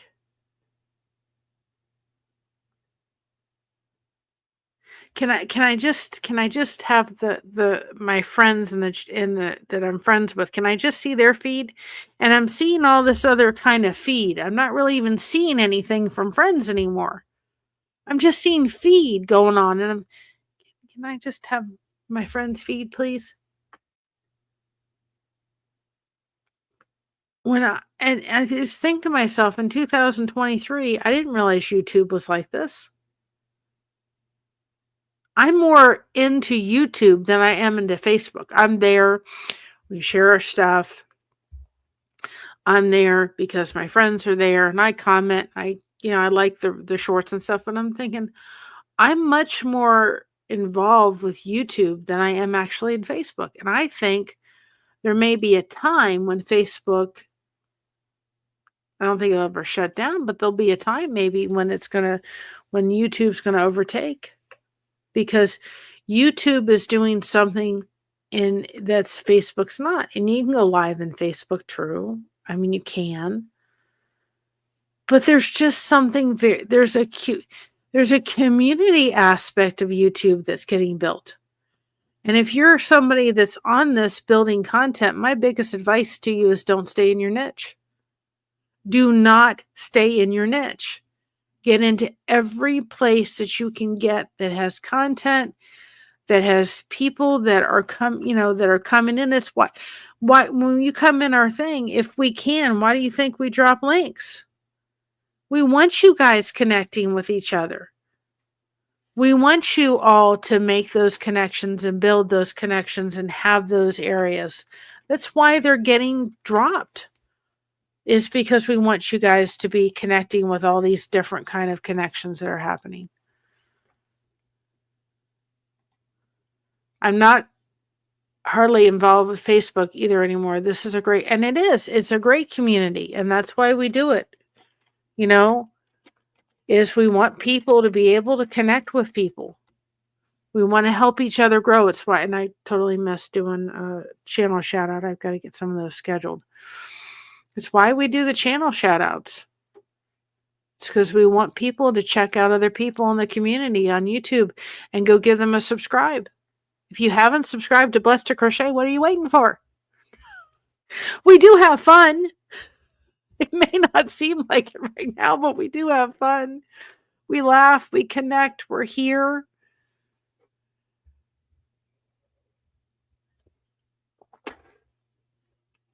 We get through tough times together. We're the only one that has a mocha. At least our little mocha, right? Our little staffy. That's why we do what we do. It's exactly why we do. Hi, Alfonso. Oh, you got snow? I wish. Don, thank you for becoming a member. I appreciate it, hon.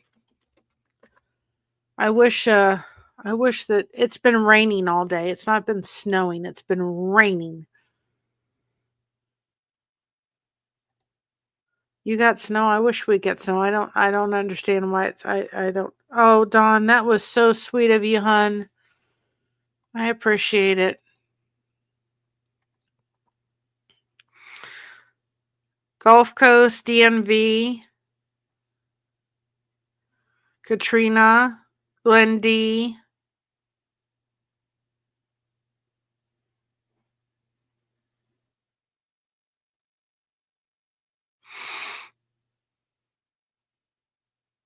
Thank you very much for that, Dawn. That was very appreciative. Thank you, thank you, thank you. It was very nice. Thank you so, so much. I appreciate that more than you know. It all goes to Mama. That's for sure. I come on here, guys, for the connection. It becomes so much. It's such a help.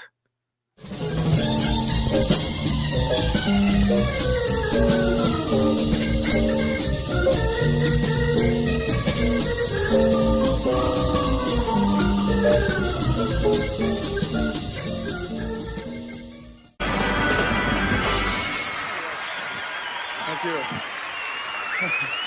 Thank you. Thank you very much. I understand that too. I'm thinking, where's the fifth one?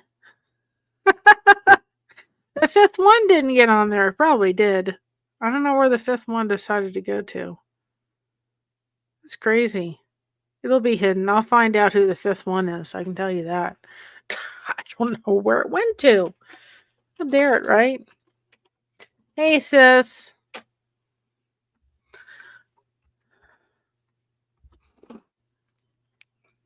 That was very sweet, Dawn. Thank you very much.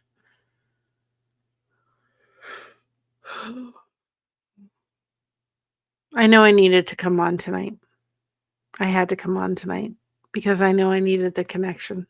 And hopefully this message meant something to somebody. I cannot get it out of my mouth tonight. It's not happening. People know I try very hard to have like an hour where we really focus on the subject and then we just talk. Sometimes it's me babbling on for a while. So people are trying to just get to the message. That's why we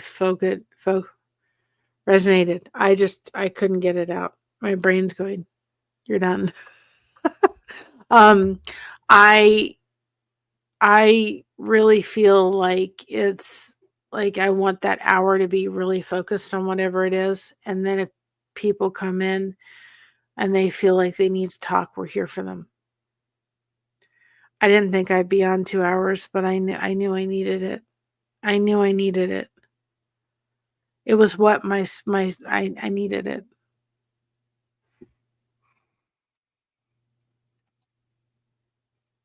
Yes, I agree. Thank you. I just needed a place, this has become a safe place, not just for you guys, but for me. It's become a safe place for this girl to come and feel like I can talk. And I would not have been up to heading out any place tonight or the past couple of days. I have not had the energy to do it. So I've needed my community. I've had to have my community to connect with when things are really difficult. And they have been. There's no way around it. Today was really hard. Just listening to her voice was just it really shook me a lot more than I really wanted to admit that it did. Because it was like, this isn't her. And I know I'll get through it. I'm going to get through it with support. I'm not doing it by myself. I have never doing life without being connected. Never, ever, ever, ever, ever. It's not happening. Worst thing I could do is try to do this by myself.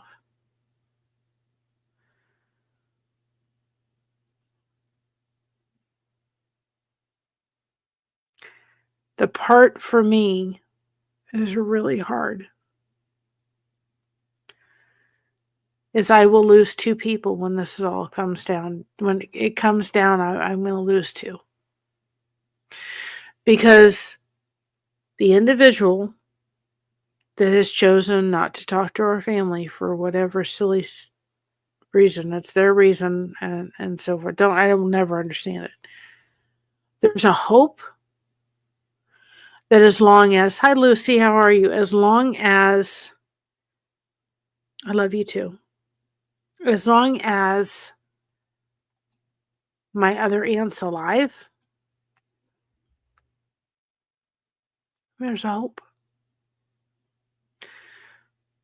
I don't know if I can ever get past that if my aunt leaves this world and the other person wants to be that ugly, that I can ever forgive them for that. I mean, I'll be able to forgive, but I'll never forget.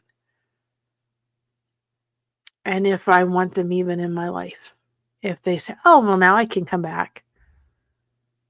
You were that horrible to us. And there was a saying, it was from a little kid. And it's been resonating in my head a lot. And it said, if someone's talking about you and they're doing it behind the scenes, then let them be behind you. And let them stay there. And I thought, yep, that's exactly where you're going to be. Because I don't know if I could ever move past that. You've allowed your dying sister to leave this world with her family divided. And now you want to come back? I'm a very forgiving person. I mean, I will give people second and third chances, and I will forgive them, and I will move on. And I've got the biggest heart, not of anybody, but I got a pretty big heart. But that's one thing I don't know if I'll ever get over. And I've done my best to walk around it because I have felt like I never want it plastered yet all over YouTube. Eventually it will be. Because I've wanted to give that person in our family the respect that they should get, that I wish that they would give us. But at some point, it will be out there. But it's not out there yet. And I won't do it to my other aunt either. But I sit and think of my precious nieces and nephews. Oh, I love them. I love all of them. My my ones that are mine and the ones I've adopted. I love them bunches. They're all the same to me. I don't care. They're all the same. I love them. I love being called Auntie Mary. I love when my little niece comes running to me and wants to cuddle in my arms. I love it. I love it. I think, there is nothing that these precious little ones could do to ever make me leave. Ever. You can call me anytime. I'm here. I love you. There's nothing. Nothing. There's not anything I can do. Well, nobody's talking behind my back, but if somebody's talking behind your back about you behind your back, then let them be behind your back. That is great advice. Say there. Yeah. Person's not talking behind my back, but they've chosen to turn their back on us. And in retrospect, they've really turned their back on my other aunt that's passing away. Even though they haven't done it, they've really done it indirectly.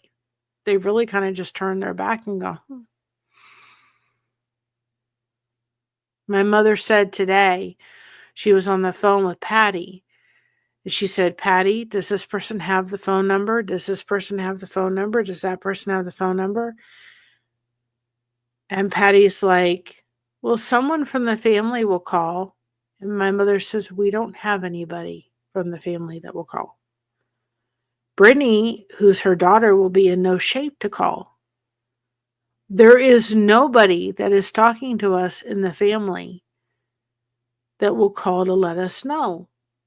That was kind of like, okay, that was a little bit.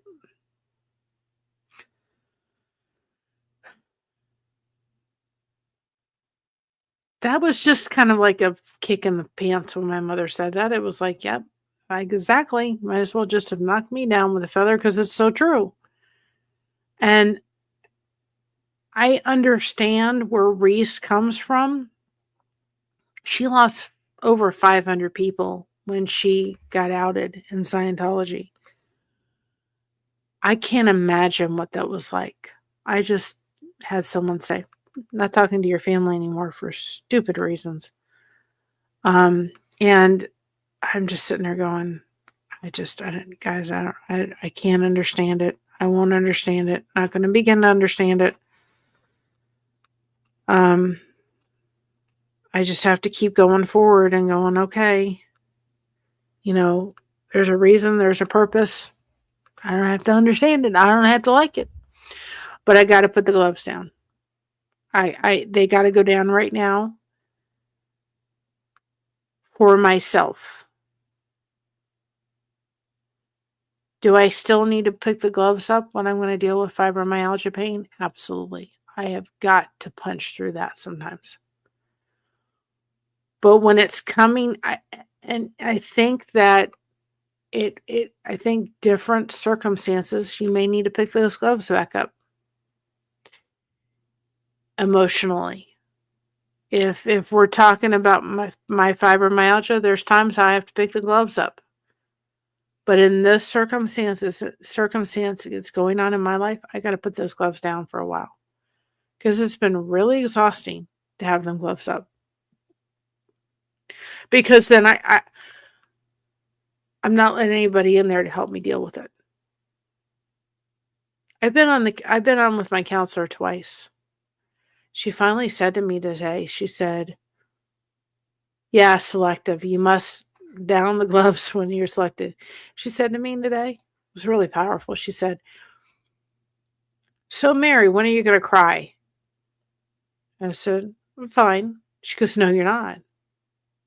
She said, when are you going to cry? She said, you're talking about your aunt and you're not even crying about it. She said, yet I can see it all over your face. You're talking about it like it's just, she said, you're numb. You haven't begun to open the floodgates for it yet. She was exactly right. I haven't wanted to even begin to open them. It's too close to home. She's like, when are you going to cry? So I allowed myself this evening to burst down in tears for about 5 minutes. I have a terrible headache from it, but I did. I got mad at my dad for not being here. I got mad at the other person for not talking to us. I got mad at cancer. I got mad at everything. And then I sat there in the cry and said, take her home. And I didn't feel guilty for the first time all week for saying that. Because guess what? When I let those gloves down for that circumstance, I then opened the car doors and let myself come out. I wasn't locked. I wasn't trapped in the car. The light's still red. It'll turn green. And I really hope it'll turn green sooner than later. I really do. Because this is not the way my aunt wants to live. And she'll never say it. But I think I know she'd like to go to sleep, and that would be it. And I pray that that's the way it's going to happen. I think that down the road, we'll maybe do some episodes on grieving and some things. I think it's a good talk to have. I don't know if I could do that now. That's too close to home right now. But you guys are walking this with me. You're seeing what it's like to let someone go. And it's not fun, but guys, don't do it on your own, please. If you're going through something, whatever it is, don't do this by yourself. Hello, Leonon. How are you?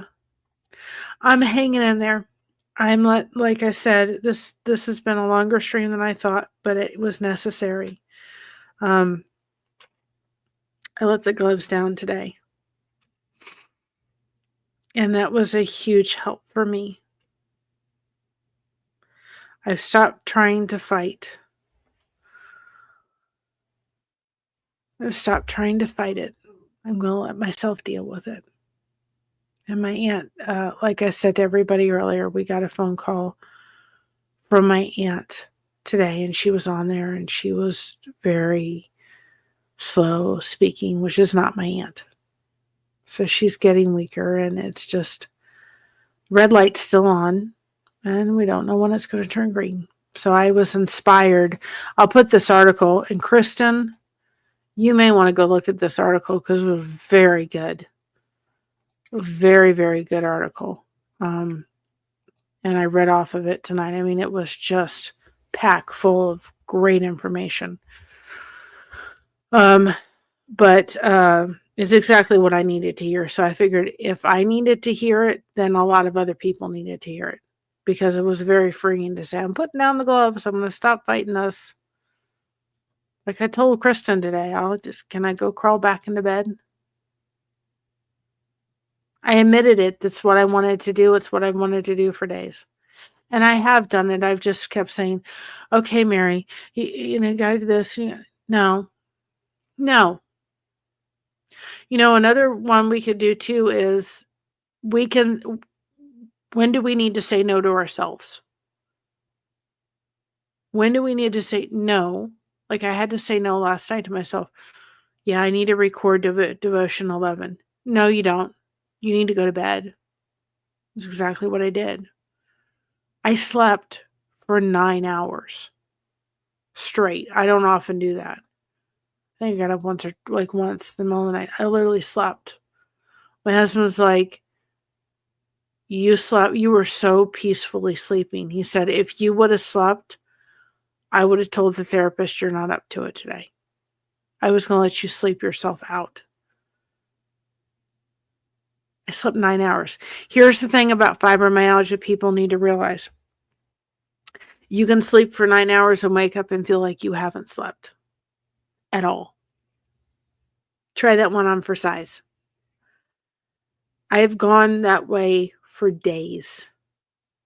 The past couple of days, I have slept really what I feel is good, but I wake up going, no, I don't feel like I got any sleep. How exhausting is that? It's really freaking exhausting. I was like, can I just feel like I could wake up and actually feel like I had a decent night's sleep? At least I woke up with my headache reduced from yesterday. Because it was by the time 11, 12 o'clock happened, it was not fun. Tired in the soul. Mary, not physical pain, absolutely. It's not physical. But then, see what happens is when you are dealing with something fibromyalgia-wise, you are dealing with a physical illness, and so your pain level increases. I still feel wiped out. Yep. Your pain increases. So then you're dealing with more pain. So my body has been in more pain the past couple of days, probably last week. And I'm going to be curious to see, and I will report to you all, of course. I'm going to be curious to see exactly what happens in the next couple of days when I've decided to say, guess what? I'm going to let the gloves down and allow myself to grieve through it. If anybody is looking for any kind of migraine relief, I put this on last night. These are the cold things that go on the head. They are wonderful. I got them out of the refrigerator and put them on. They're under our link tree. There is some affiliate links. Mama gets the credit for that. But if you guys are looking for them, those things are amazing. I have one for the head and I have one for the neck, and I went in the freezer last night when I was ready to go to bed and I put it on and it helped. So, I put it on earlier and it, what I do with it is I know, they are the best. I have one for the neck. Oh, that felt good. I have one for the neck. So sometimes when I'm crocheting and my neck's like this, it feels really good. Yeah, they really do help. My neck gets sore, so I'll put it on the back of my neck. What I tend to do with that hoodie thing is I fight it. And then I think, Mary, why are you fighting it? You know it works. Because, see, I knew that the reason I fought it last night is because I was fighting to put the gloves down. And they really, really do help. Honest to goodness gracious. There are affiliate links in there. But again, Mama gets all the credit for it. I got one for my son-in-law, deals with migraines, and I got him one for Christmas. I have one now. I put it in the freezer. So when it comes out, it's cold. So sometimes I'll put it on like another part of my body for a little bit, warm it up a little bit, and then I'll put it on my head. If you don't want it that cold, then you put it in the refrigerator.